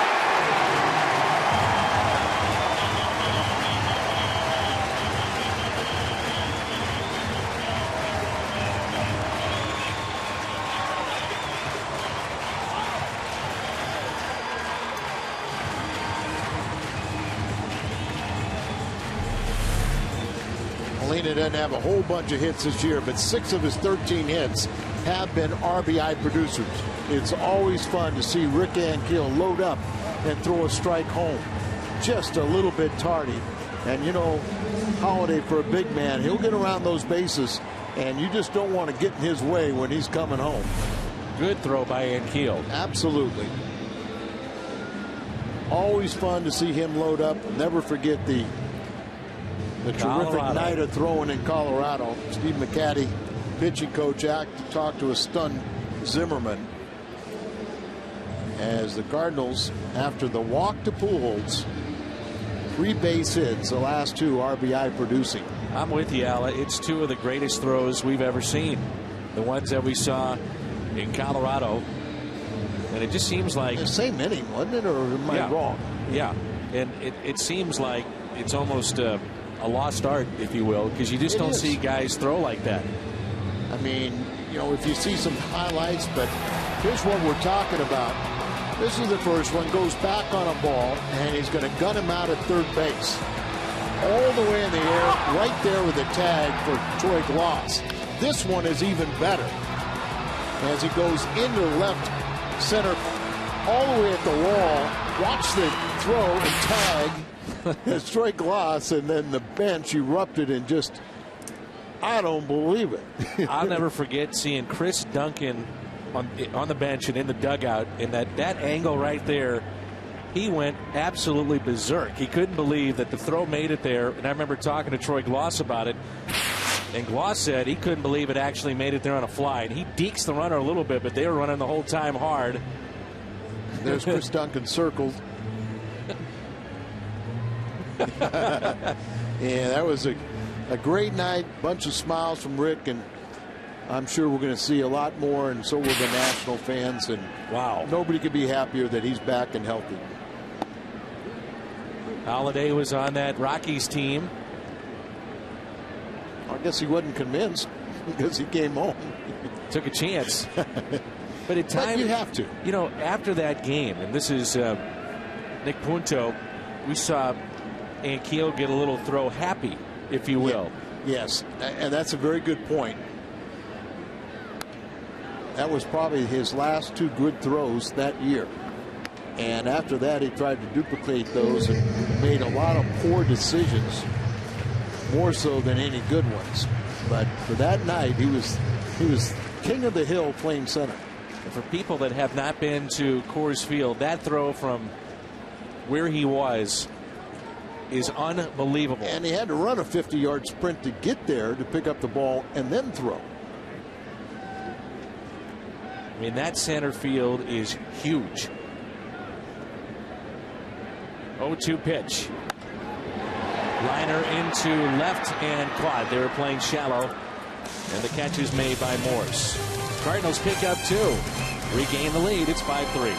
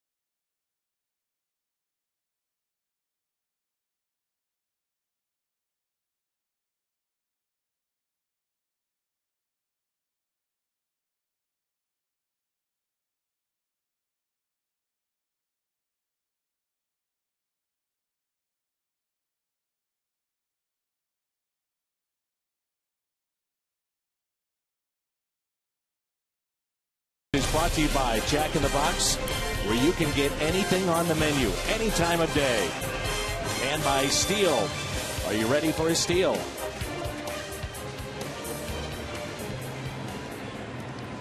Just in before the tag applied by Wilson Ramos, and a strong throw from Ricky Ankiel. Lance Berkman, a 2-out RBI, as well as Yadier Molina. And the Cardinals have regained the lead. It's 5-3 as we head to the top of the 6th. 2 RBIs by Berkman. As I said, not a lot of hits by Yadier. I think 13 hits, but 6 RBIs in those 13 hits. You know.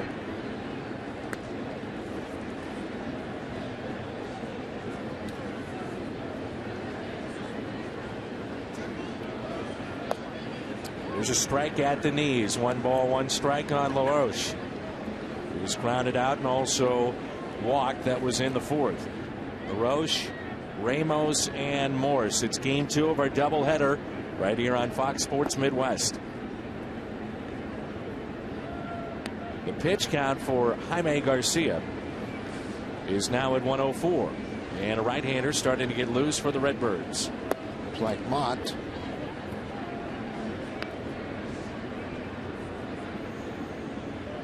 But again, such a key in this game, the work of Salas in game 1.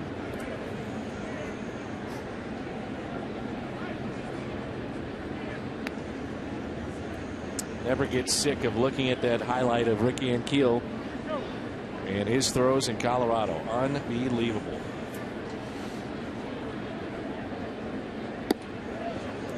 It's taken for a ball outside. So after the Cardinals have gotten back their 2-run lead, it's a leadoff walk by Garcia. The next Family Sunday is this weekend. All fans purchasing a regular price terrace level seat receive a free Hunter hot dog and Coke, and that's this Sunday. Get your tickets at Cardinals.com, and also that's the Stan the Man bobblehead day.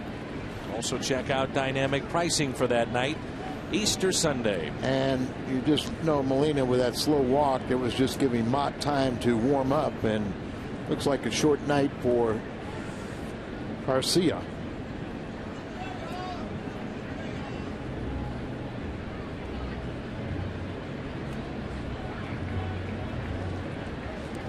And that's it for Garcia. Mott coming in. It's 5-3.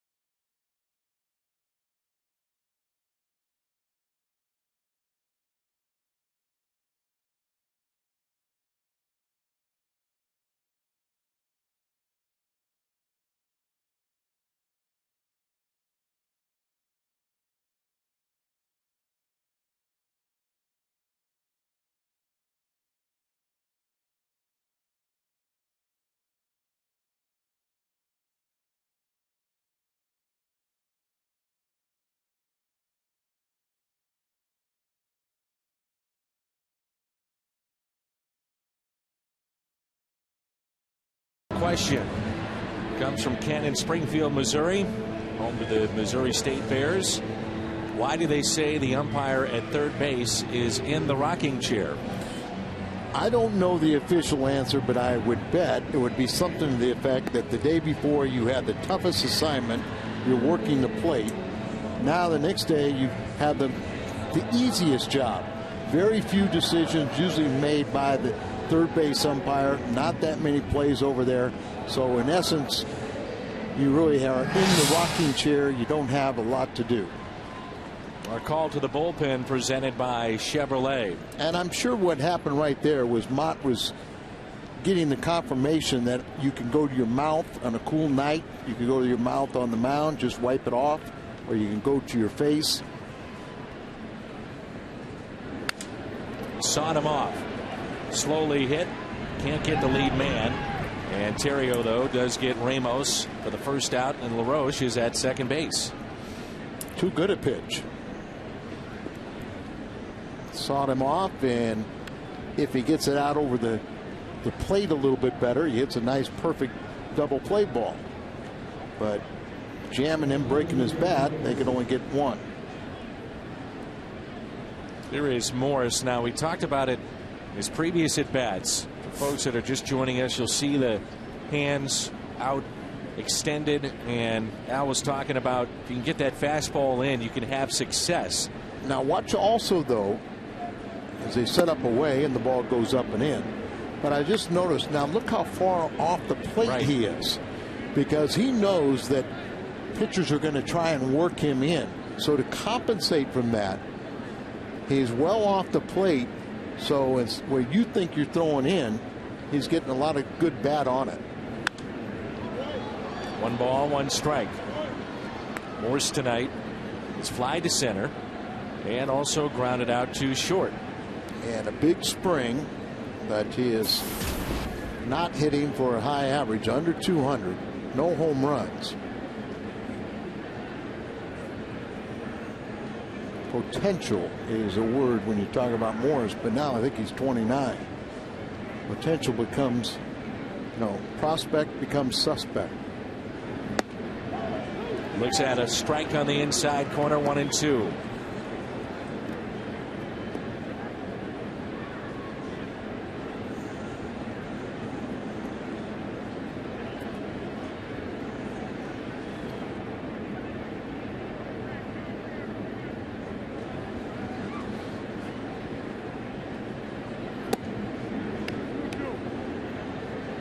Two and two.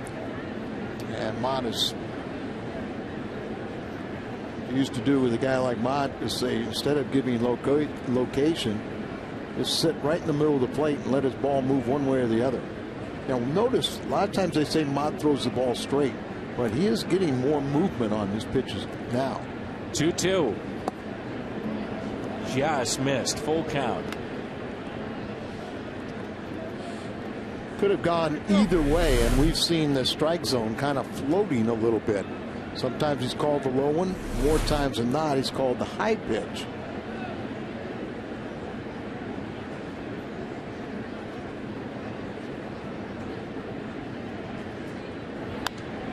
Fouled away. We'll do it again. Not the same pitch they just took. This time it goes after.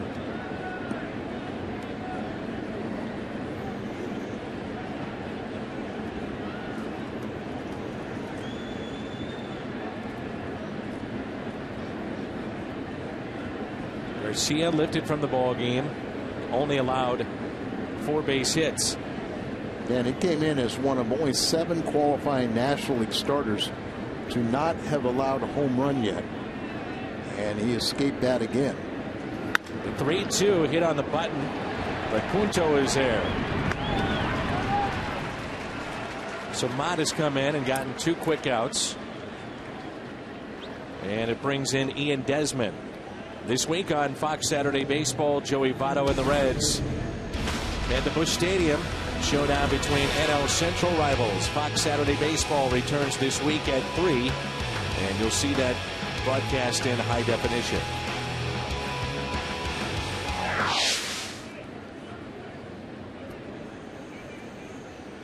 Ian Desmond is 0 for 2. Struck out swinging in the second inning and also flied out to left. Outfield is straight away. Cardinals lead it 5-3. First pitch is taken high. If it would stay a 2-run lead or even a 1-run lead or safe situation. Tony's answer is watch the game and see who I bring in. Thank you, Tony. But I'm trying to figure it out right now. I think what he's trying to say is I'm gonna wait. And I may bring in, because Franklin is not my closer right now, temporarily, but I might have a situation where it's critical that I bring my best option in the 8th inning and try and stop a rally right then and let maybe you go with a 2-out save or extended. Batista has experience there. Boggs would be a likely candidate. How many games are won in the 7th or the 8th inning with the game on the line and big bats coming up? But then most managers, if not all, will keep their closer until the 9th. I talked to Whitey Herzog about this, and since Whitey has managed, the exclusive 9th inning reliever has become in vogue, and Tony's one that started it. And he said at times you have a real hard time waiting, when the game's on the line in the 8th inning, waiting for the 9th. Good work by Mott. It's 3 outs and a strikeout.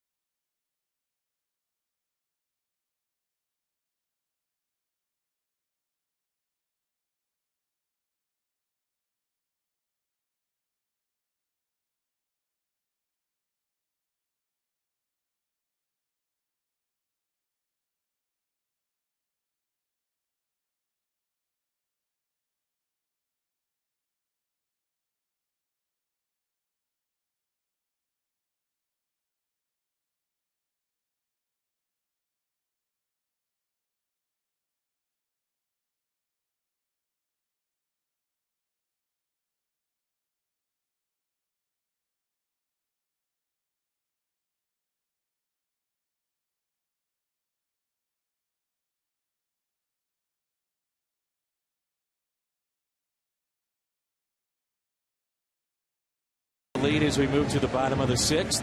Big Cardinal fan in St. Clair, Missouri. Owen George is watching us tonight. Art George as well. Big fans. Hey, big get well wishes for our buddy Mike Bogart. Just recovering from knee surgery today. You know, he's such a romantic guy. His wife Carla had knee surgery, so he wanted to join the fun. Quite a guy. Sounds like a blast. That's tapped foul by Descalso. Then we'll have the pitcher spot up. And Ryan Theriot. Al, just to further your point about how the closer's job has changed, and in particular with a guy like Whitey Herzog, Bruce Sutter, Hall of Famer, 300 saves. He worked more than an inning for 188 of his saves, and he pitched over 100 innings 5 different times. Yeah, Bruce, of course, he had almost a rubber arm. Bruce at one time could throw the ball hard, but hurt his arm early in the minor leagues and then learned the forkball. And it was the darndest thing. You know, I'd watch his pitch, and he didn't throw it up very hard. It was in the low 80s. And you'd ask hitters, you know, what is it? And they would say, as the ball was approaching, it would look like a beach ball. It was so big, so hittable, and about the time you started your swing, the bottom fell out of it, and you couldn't just stop. Because the point was, you'd say, you know, it's always in the dirt, it's so slow, what was it? But that was in an era where, you know, you pitched, you'd warm up in the 7th, 8th, and 9th inning. Popped into shallow right. Jason Worth calls for it and makes the catch. And as long as the man that was on the mound, whether it was a starter or a setup guy, they weren't setup guys at that point, it was just an extra reliever, but as long as they were getting outs, they continued to pitch. And you did not interrupt their pitch unless you needed to, you know, had an opportunity to pinch hit and have a scoring opportunity. And Hamilton is going to do pinch hit here for Mott. But you know, even if it was your second pitcher, if he's in the 9th inning and he's pitching well, he stayed out there. You didn't take him out because it was a save situation. Mott a scoreless inning. And there is Sanchez, who has quickly become a fan favorite. Quite a road trip. He was extremely impressive with his 2 outings. Took out 5 in his first major league debut, and then 2 in his next inning of work. And he was a young kid last year at this time, was in Double-A. 1-0 pitch. Taken for a strike, 1 ball, 1 strike. Hamilton had a base hit in game 1 of our doubleheader here today. He led Memphis last season with 18 home runs. He did get a September call-up, had a couple hits, so it wasn't his first major league hit. A lot of power. He's going to get a few at-bats. He's going to have to show he can play in the outfield. He's primarily, and I don't know how much outfield he's had. He's really a first baseman, and he's not going to play there. 1-2 pitch. And he strikes out. So Zimmerman picks up his 3rd strikeout tonight. Going back to Bruce Sutter for just a moment. The fantasy camp this year, I asked Bob Forsch, who threw 2 no-hitters, long career. I said, what was the best moment you ever had on the diamond? He said it didn't involve me on the field. He said it was the strikeout of Gorman Thomas, 1982 in the World Series. And he threw a fastball. He went away from his signature pitch, and just, you know, I mean, it's just magic. You know, he's got a home run hitter up there in the World Series, and he goes, I want to throw a fastball by him. And he did it. And he did it, and the Cardinals won their 9th World Championship. Sit out of play by Ryan Theriot. 06, they won their 10th World Championship. 2nd most in all of baseball. Would you agree with me that the career that Bob Forsch has had, that not that we forget him, but it's underrated as far as the very good pitchers that have played for the Cardinals? Well, he's 3rd in the all-time win list. And that's what I'm talking about. And the 2 ahead of him, Bob Gibson and Jess Haynes, are in the Hall of Fame. The only Cardinal to author 2 no-hitters. Yep. His older brother Ken threw a no-hitter for the Astros, and they're the only brother combination to have no-hitters in Major League history. Sanchez coming in as we move to the 7th. Cardinals on top. It's 5-3.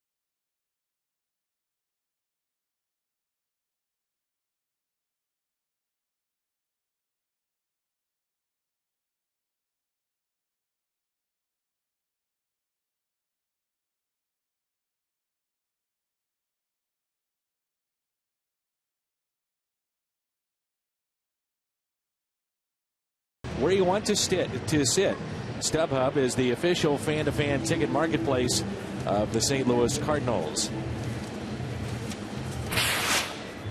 A man that the Cardinal fans are going to get their first look at, and they'll be excited as he has become maybe the crowd or the fan favorites to be one of the potential closers. But let's just let him wait and get his feet wet a little bit. So Chevy called to the bullpen, and young Mr. Sanchez. He had 3 Ks on Saturday night in a scoreless 9th inning, and he's fanned 8 of his first 11 batters that he's faced. What have you seen from him, Al? Deception, movement, speed, what is it? Well, he's been throwing it at 95, which gets your attention. But what I like most of all is he has command of his breaking ball and throwing it for strikes, keeping the ball down.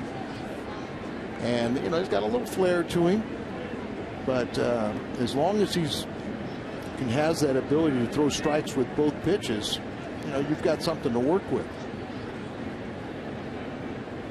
Works from the stretch. 5-3 Cardinals here in the 7th. He's got the body type, by the way, of a guy like Pedro Martinez, and kind of falls off to the side like that. Not saying that this is Pedro Martinez, but you know what I mean. He kind of slings it up there. But Dan, he is a rarity being a right-hander under 6 foot. That's my point. As guys just sign these big guys and look so mechanical, but look how fluid he looks. Fly ball into right center. Berkman makes the catch. We love the fact that he begins his major league career, and he didn't look scared at all. He came out pumping strikes. Well, that's another quality, is he does present a very positive image that, that I'm not afraid. I'm going to come right at you, sling the ball up there, and throws it with good velocity, and then the ability to throw a breaking ball on top of it. Joey Cora is going to pinch hit here for Zimmerman. And 1 out, nobody on. First pitch to Cora is tapped foul. Dan, like any player, whether it's a pitcher or a position player, when you first bring them up, if you can guarantee that, that they have 10, 12 very good outings, or, really hit the ball at a high average, because at some point they're going to fail. but give them enough success so they can, they can think that that's going to be the norm, not the failure part. But if you bring in a young kid like this and all of a sudden throw him under such immense pressure and he fails, he may never recover. So far, so good. This has been fun to watch. And that's why he's being rewarded pitching here with a lead, 5-3 ball game, in the 7th inning. Popped up left side, foul territory. Scalzo for out number 2. I was about to say that really tells you something about what Dave Duncan and Tony La Russa are starting to think about Sanchez, putting him in a role like this. Part of it's out of necessity, but they, come on, they recognize this guy has got an electric arm. He came out of Venezuela. Because of some of the political problems in Venezuela, they shut down the Venezuelan academy, so he really truly is the first out of the Dominican academy to the big leagues. And that pipeline is going to start producing on a more regular basis. The Cardinals, as great as their organization has been, were really latecomers to the Caribbean. And now they have state-of-the-art facilities like other ball clubs, and it's much easier for them to sign some of the top prospects, the amateur players. Because of necessity, Al, if he would get through this inning quickly, right now it's only at 6 pitches, he'd have to think about maybe another inning. I would. There's that breaking ball, and that'll get your attention. This is the leadoff man, Espinosa, who has an RBI single, a run scored. He was robbed by Descalso and also struck out. But if you miss like that pitch, where you don't leave it over the middle of the plate where it becomes more hittable.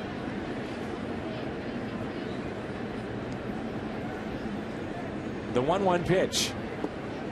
In the dirt inside. 2 balls and 1 strike. He was one of the later cuts in spring training, Sanchez.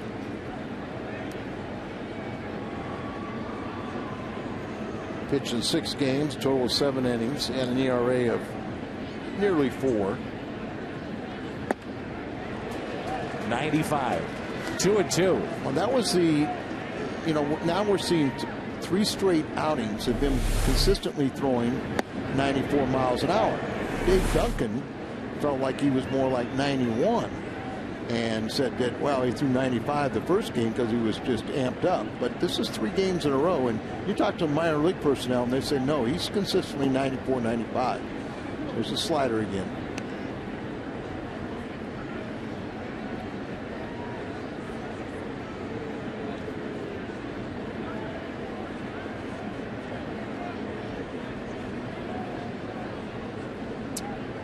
The 3-2 pitch here in the top of the 7th. Breaks his bat and a foul ball. Not afraid to pitch inside. Jam some of these hitters. Make it uncomfortable in that batter's box. But Dave Duncan is the longest tenured major league pitching coach. Tony La Russa's been the manager for 33 years in the big leagues. 3rd on the all-time win list. They, I think, have a pretty good understanding how to bring players along, put him in situations where they can succeed. At times you have to push them a little bit beyond that, and how they respond, how they react dictates whether you get them bigger assignments. 3-2, and he struck him out. Sanchez with the strikeout here at Busch Stadium. 1-2-3, top of the 7th, and it's time to stretch. The Cardinals leading by the score of 5-3.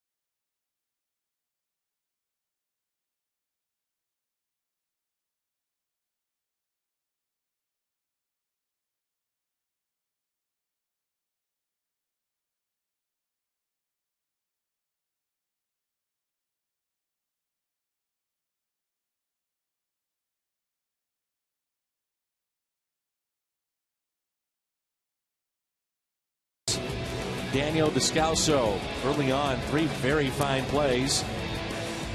Descalso there with that backhanded gem. And you know that he has been a huge help along the way, and that's Jose Oquendo, the secret weapon, working with the infielders of the Cardinals year in and year out.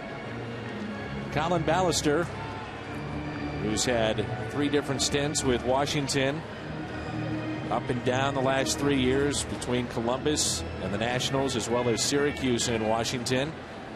One of 3 remaining franchise players drafted by the Expos. And this is one of them on the mound. He was just recalled on Sunday,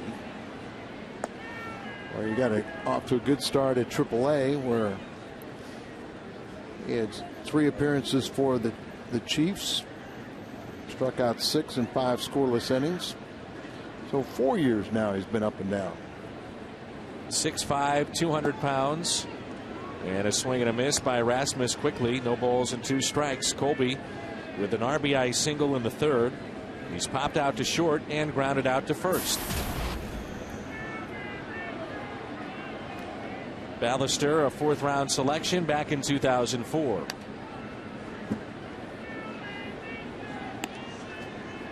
There's some youngsters going out there. So what do you mean Montreal? I miss Montreal. Big fan. 0-2 pitch. There's some guys in the truck that I don't think remember Montreal. That's right, we went there. Went through customs and they don't remember a thing after that. No. Here's a 1-2 pitch. And a swing and a miss by Colby Rasmus. And it brings in Pujols. 1 retired here in the bottom of the 7th. I've noted that you don't remember much of the 70s. It was a blur for you, Mr. Rabowski. What I remember is pretty good, though.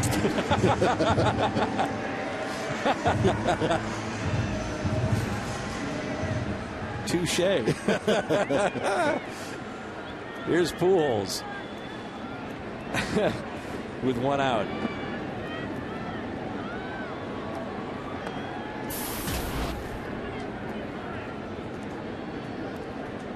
Albert has his average at 247.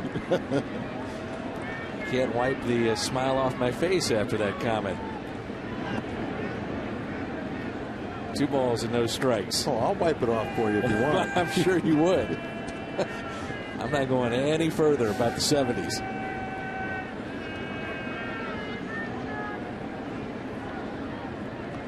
Here's a 2-0 pitch. And Pujols takes a strike. Walked and scored in the 5th. He's lined out to deep center and called out on strikes in the 1st. Kind of see Albert right now. You kind of feel like he's still kind of wincing on that leg. Fouled the pitch off it. In the air out to center. Rick Ankiel is back near the wall, and he's got it. Little Cool warmer night. Yeah, thinking the same thing. A little warmer. That few rows deep. Yeah, you could just see he kind of loaded up on that backside. That's that inside pitch that, you know, he gets it a 1/4 inch further out to get a little more of the sweet part of the bat, but he hit that pretty good. And just the difference between midsummer and in the springtime where you have the cool weather that knocks that ball down. 2 outs and nobody on, and a strike to Matt Holliday. That's the 3rd ball that Pujols has hit today that's been an out on the warning track in center. 3rd one.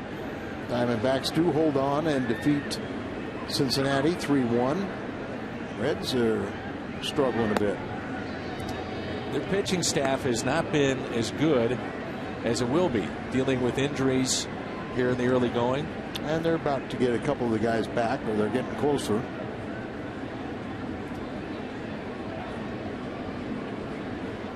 Here's the 0-2. The check swing. I don't know if you saw this, but on the gun in the stadium, 106. 106 for Chapman the other night. Scouts said, no, it's not 106. It was only 103 on all their guns. I told their guns were stadium guns. Yeah. amped up a bit. Only 103. Well, even if it's 96, you know, and everyone else is at 89, and I'm not talking about Chapman because Right. his changeup is 86. Right. Well, I mean, I don't think he throws a ball that low. His slider is around 92. Yeah, 92. But electric stuff. Amazing. But he is hittable.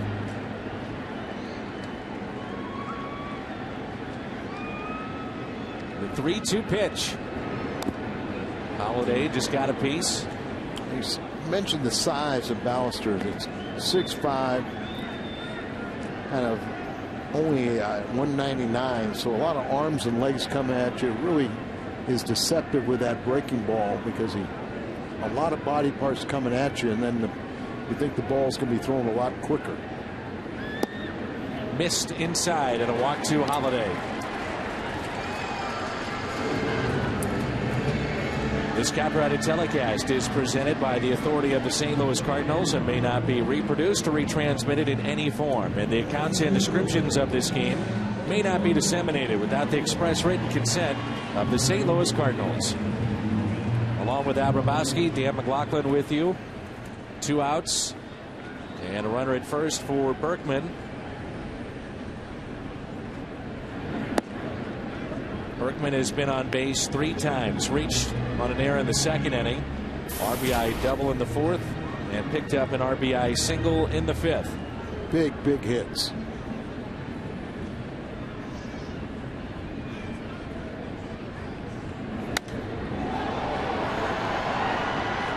Left field.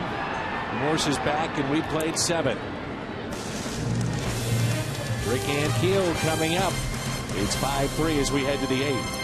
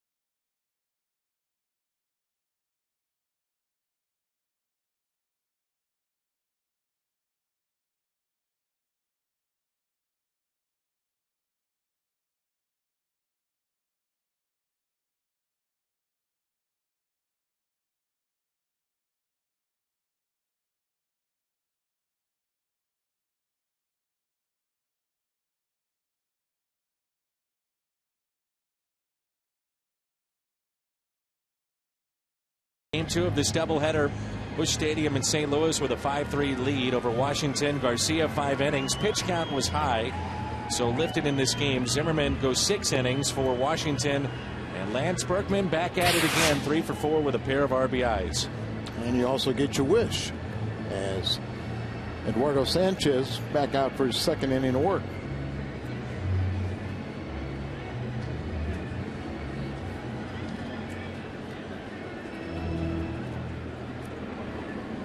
Lance Berkman, along with Matt Holliday, spoke to 500 folks yesterday before the game of the Fellowship of Christian Athletes. Our good friend Rick Horton is involved with that. Nice to see those 500 folks here at the ballpark. Here's Rick Ankiel. And the first pitch is taken for a ball. Ankiel with an RBI single. And he's also reached on an error and scored in the 4th and a single in the 1st. It's this the opposite way. Holiday over, makes the catch. One away. Sanchez has come in 4 up and 4 down.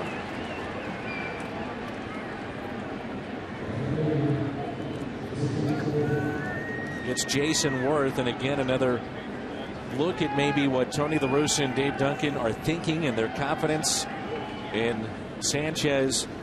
You have 2, 3, and 4 in a game that you know they desperately want to win. They don't want to be swept at the doubleheader, and he's still out there. Well, I got a better scenario for you. When Tony gave the answer that, you know, wait and watch. Well, you wait and watch this game, and if he goes through the next 2 hitters, why not the 9th? Why not the 9th? You know, I mean, it wasn't your game plan going in, but you see someone being effective. Why? And you don't have your closer. But I'm also going to say this: even when you had Ryan Franklin, Tony and Dave Duncan still put the guy that they thought they had best suited to retire the 3 outs in the 9th inning. It just many times that, you know, it was Ryan Franklin. Sunday, good example. Trevor Miller starts that inning. Exactly. You know, and people go, well, you know, how can you know, let Trevor Miller start that against Ethier? Well, Trevor Miller's done an outstanding job. And if Trevor does what he's done 90+% of the time, Franklin enters that game with 1 out, nobody on base. So it was Ethier got a pitch that he could hit. He gets a double. Franklin still comes in there. And it's just too easy to say, well, you know, the best hitter in baseball is up, and that's what Kemp is right now, the leading hitter. You know, go ahead and walk him because the next 3 guys are struggling. 2-2 that way as a closer. Backhanded by Terrio. Settles, throws, makes the play. And that at bat alone, an example of Sanchez, and you talked about it, Al, his ability to throw a slider for a strike. First pitch was on the outside corner of the black. He got a strike on the inside corner, and then on that pitch, Worth not able to extend his arm. So get a little bit of an idea of just how good this guy might be. And you can ride that wave right now. Now, there's another school of thought that if he retires LaRoche, 6 up, 6 down, his 3rd dominant performance at the major league level, that you make sure it is a positive outing and get him out. But as Tony and Duncan are saying, I'm not going to tell you who my closer is because it could evolve. It could be a bullpen by committee. It could be the veteran Batista. It could be a lefty because, you know, like Trevor, because the situation dictates him start the inning. It could be Boggs. I mean, right now, you know, there's different options, but everyone is gaining confidence in what this young man is doing. And you watch his mannerisms on the mound. You know, he's not afraid, and that's the first strength of a guy, anybody at this level. Slowly hit, but rolls foul. Crowd tonight of 33,714. 33714. Well, I know my money. How about you? I mean, I'm intrigued to see if they would go back out in the 9th and at least start it with Sanchez. He's at 22 pitches right now. I could do it either way. You know, he's not going to be available for tomorrow, and that's another factor. You've got a game, you know, at 12 o'clock. Nobody warming up, but, you know, we're still out there in the field. So you got the at bat. So the decision, maybe it's made, maybe it's not made. But right now he's doing what he should do. And just when you got the ball, go out and pitch. Do the best job you can. Everything else will take care of itself. 2-2. And it's like anybody down there in that bullpen, they say, well, I don't know what my role is. Sure, you know. When the phone rings, they say, get up, and then go put zeros on the board. 2-2 pitch. Another slider, pulled foul. He does have a little flair to his game, doesn't he? Oh, yeah. He's, you know, he's 22. And he will not be 23 until the day after Christmas. So a young 22.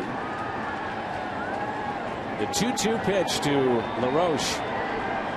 Got him. Strikeout. Sanchez with his second. 2 scoreless innings, 6 up and 6 down. Bottom of the 8th coming up. The Cardinals with a 5-3 lead. What a job by Mr. Sanchez.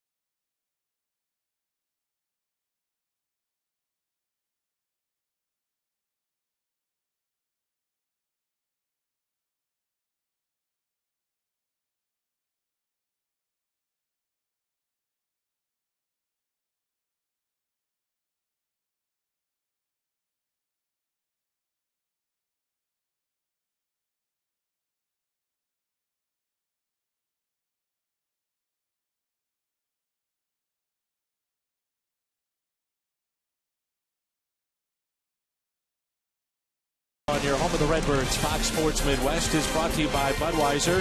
Great times are waiting. Grab some buds. By Bank of America, ATM deposits are as easy as an infield fly. No deposit slip, no envelope. With Bank of America, member FDIC. And by AT&T. Tony La Russa couldn't ask for much more from his bullpen in Game 1. Or so far here in Game 2. Outstanding work by Sanchez and Mott.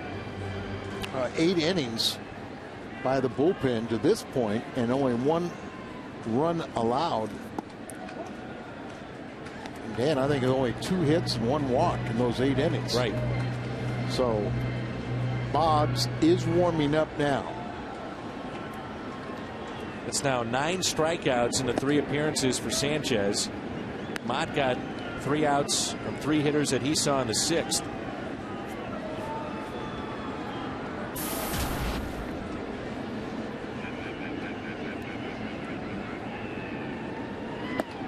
And just go out and add to the 2-run lead. Just make it a little more comfortable, whoever pitches the 9th.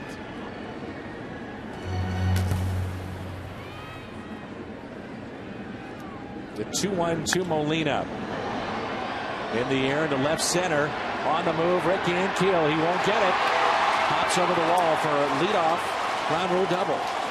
Rick Ankiel was playing shallow and way over into right center. So a long run. Our Nissan drive of the game off the bat of Molina, who's on base for the 2nd time. Also picked up a key 2-out RBI single. Here's Punto, and let's see if he can get a bunt down if they want to sacrifice in this spot. The risk that you run is that you have Molina running at second base, so his secondary lead has got to be a good one. No doubt about it. And Punto, a well-seasoned veteran in the American League, you just may have confidence that he could pull a ball. Bunts 1 foul. Also, with the way that they are positioned defensively, the shortstop is trying to keep Molina close to the bag at second. Then you have the third baseman near the line and playing in. If he can just slap one the other way, it's a base hit. Sure. So, you survey it. He's an infielder. He knows the defense better than we do. If you're going to bunt, you got to bunt it hard enough to get it by the pitcher down the third base line, make the third baseman vacate the bag and field it. If you're a good bunter, and I'm sure Punto is, a breaking ball really is an easy pitch to bunt. It's much slower. It's easier to catch it with the bat. You have the knees flex, it's coming right into you. Just with proper form, it's very simple. Third baseman coming in to talk about this. That's Jerry Hairston. Third baseman's always a quarterback. He'll usually verbalize to the pitcher and signs to the rest of the infielders. Outfield is straight away and very shallow. 1 ball, 1 strike. Punto trying to hit it the other way, and Hairston makes a good play. Did exactly what we were talking about. Yeah, he really did. It hit it too far down the third base line. But really, when the pitch was made, the shortstop was out of position. But even then, he hit a ball a little bit harder. He gets by the third baseman there. But the pitch was made with the shortstop standing at second base, out of position. So you had anything that you could get by Hairston was a sure base hit. And Al, that's the second time we've seen that by Washington today. Right.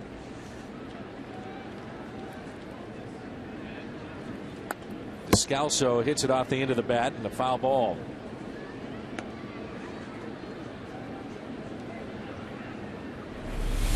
Now watch, see the shortstop's out of position, ball hit here, so now your pitcher's going to run over here. There's always some place to go because Hairston's in front, so when he throws across there, now they try to pick off and late, but there's always some place to go. Now, you don't just stand at your position. A lot of times pitchers don't get involved as much as they should. 0-1 pitch. Make it 0-2 with 1 out and a runner at second base. We're in the 8th. It's 5-3 St. Louis. The Cardinals with 1 run in the 3rd, 2 in the 4th, and 2 more in the 5th. They've out hit Washington 9-4. It was another very good performance by Jaime Garcia. 0-2 the count. Descalso slices it to left field. Playing in and shallow. Morris makes the catch. And there's 2 outs. John Jay will pinch hit. So even if you wanted to send Sanchez out there, you've got a scoring opportunity where you've got to take the shot and get an extra run. As much intrigue as there is with Sanchez and maybe going out for a 3rd inning, like we talked about, there's also on the other side the intrigue of watching Boggs finish off a game. No doubt about it. I mean, that's the fun part right now is you get to see a lot of guys audition. But this is what Tony was talking about, because as the game flows, I've got to be in a position to where I can anticipate I've got a scoring opportunity here. It might have been a push to send Sanchez back out for a 3rd inning. The way he was pitching, it would be very intriguing and possibly would have happened. But right now, you've got to take a shot at an extra run. 1-0 pitch. 2 balls and no strikes. And before Sanchez got here, there was an awful lot of fans that were clamoring to see Boggs in the closer role. So everybody's getting their wish.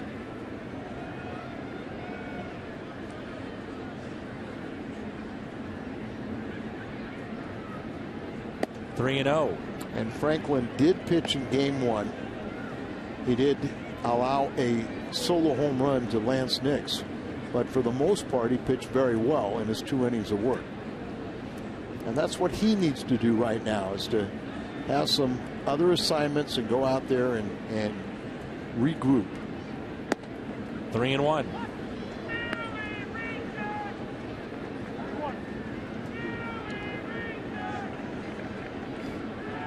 Talking about how much this game is mental.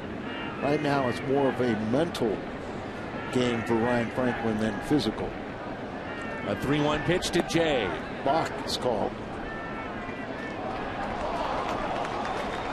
So Molina can advance to 3rd base with 2 outs, and the count remains 3 balls and 1 strike.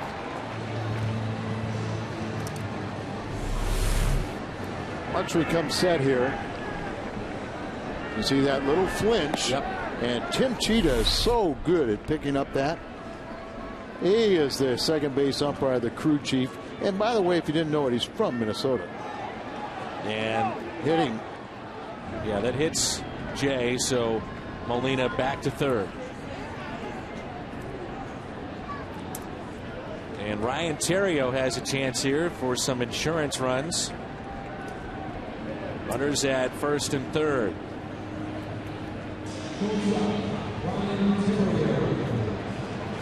Our director, Tom Mee, hails from Minnesota, as well as Tim Cheetah. Those two were best of friends growing up.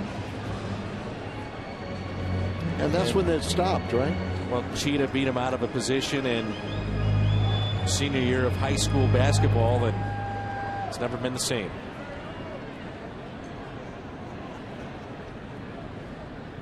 Terrio, line drive into right, and another catch by Worth, sliding on his knees. He did that to end game one. Sends us to the ninth. Boggs coming in with a 2-run lead.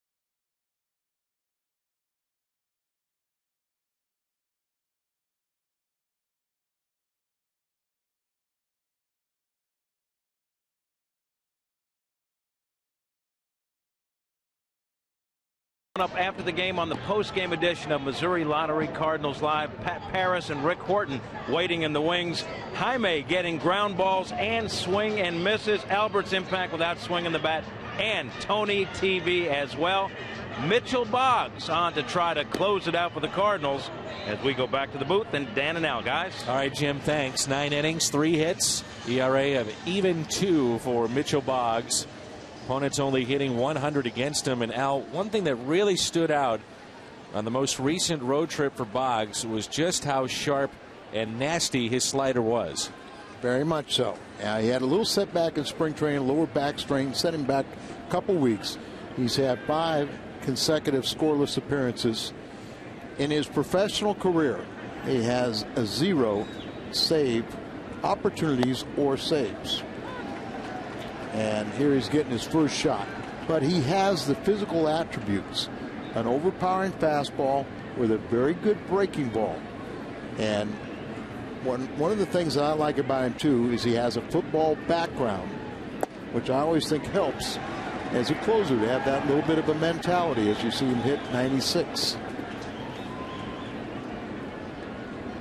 No balls and 2 strikes, a 2-run lead for St. Louis.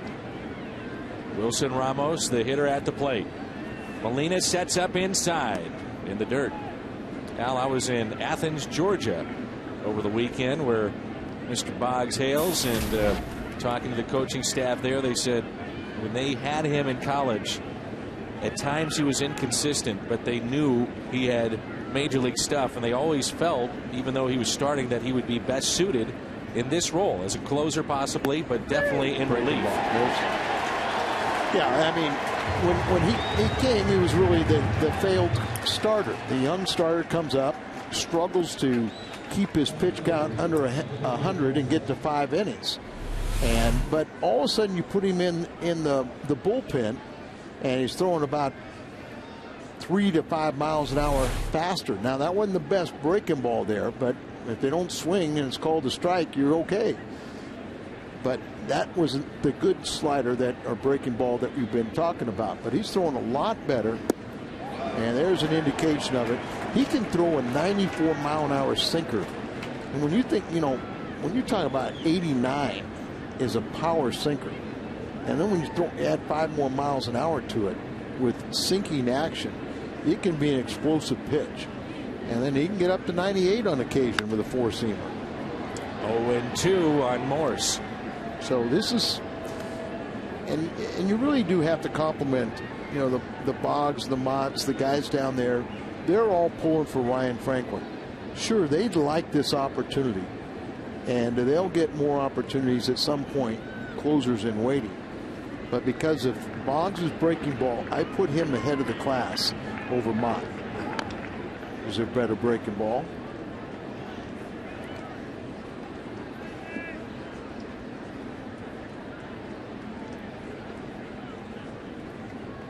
Those guys down the bullpen, they have a lot of pride. They have a lot of camaraderie.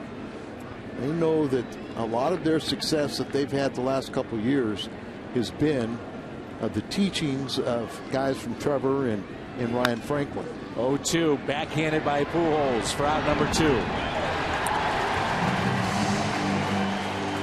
Let's turn to our player of the game, Eduardo Sanchez, who had 2 scoreless innings.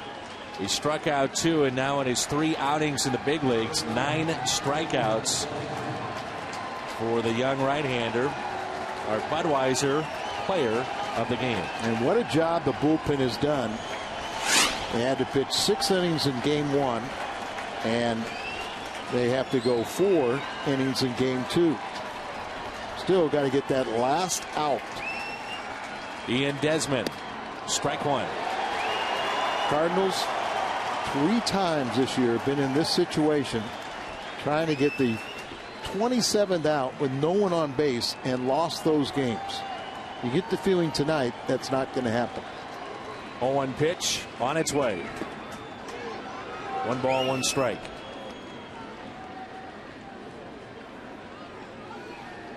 Dan, I think sometimes Tony La Russa and Dave Duncan psych out young pitchers, saying the 9th inning is so tough, and really psych them out. Who's the best reliever of all in history? Rivera? To me, it's Rivera, yeah. Okay, let's say it's Rivera.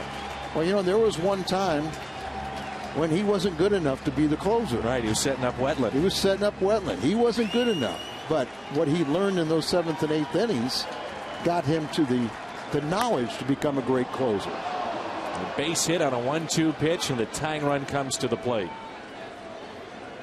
It's not going to happen tonight.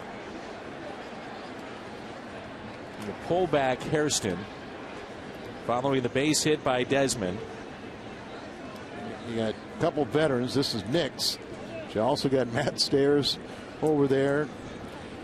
Nix hit a home run in game 1. That was the home run that was off of Franklin. You got Matt Stairs, who started with Montreal back in the 80s. I think it was 89. What a career he's had, huh? He is the all-time leading pinch hit home run leader. And his Nix pinch hit, and he's on deck behind Nix, would be 100. But right now, you got to get through Nix. So they're going to see if Nix can extend it and then let Stairs win it. Stairs, Al, 1992, came up with Montreal. But when he signed with the Expos, 89? Something like that? Got to look about 1989. Got to look several pages. 2 outs and a runner at first. They'll play behind that runner. And the first pitch taken for a strike. Fielder's indifference. That run can just get you closer, but it can't beat you. So as long as Boggs gets Nix out, the Cardinals win. 1 for 5 against Boggs. 96 on the gun. Now you've got Trevor Miller and Batista warming up for the Cardinals.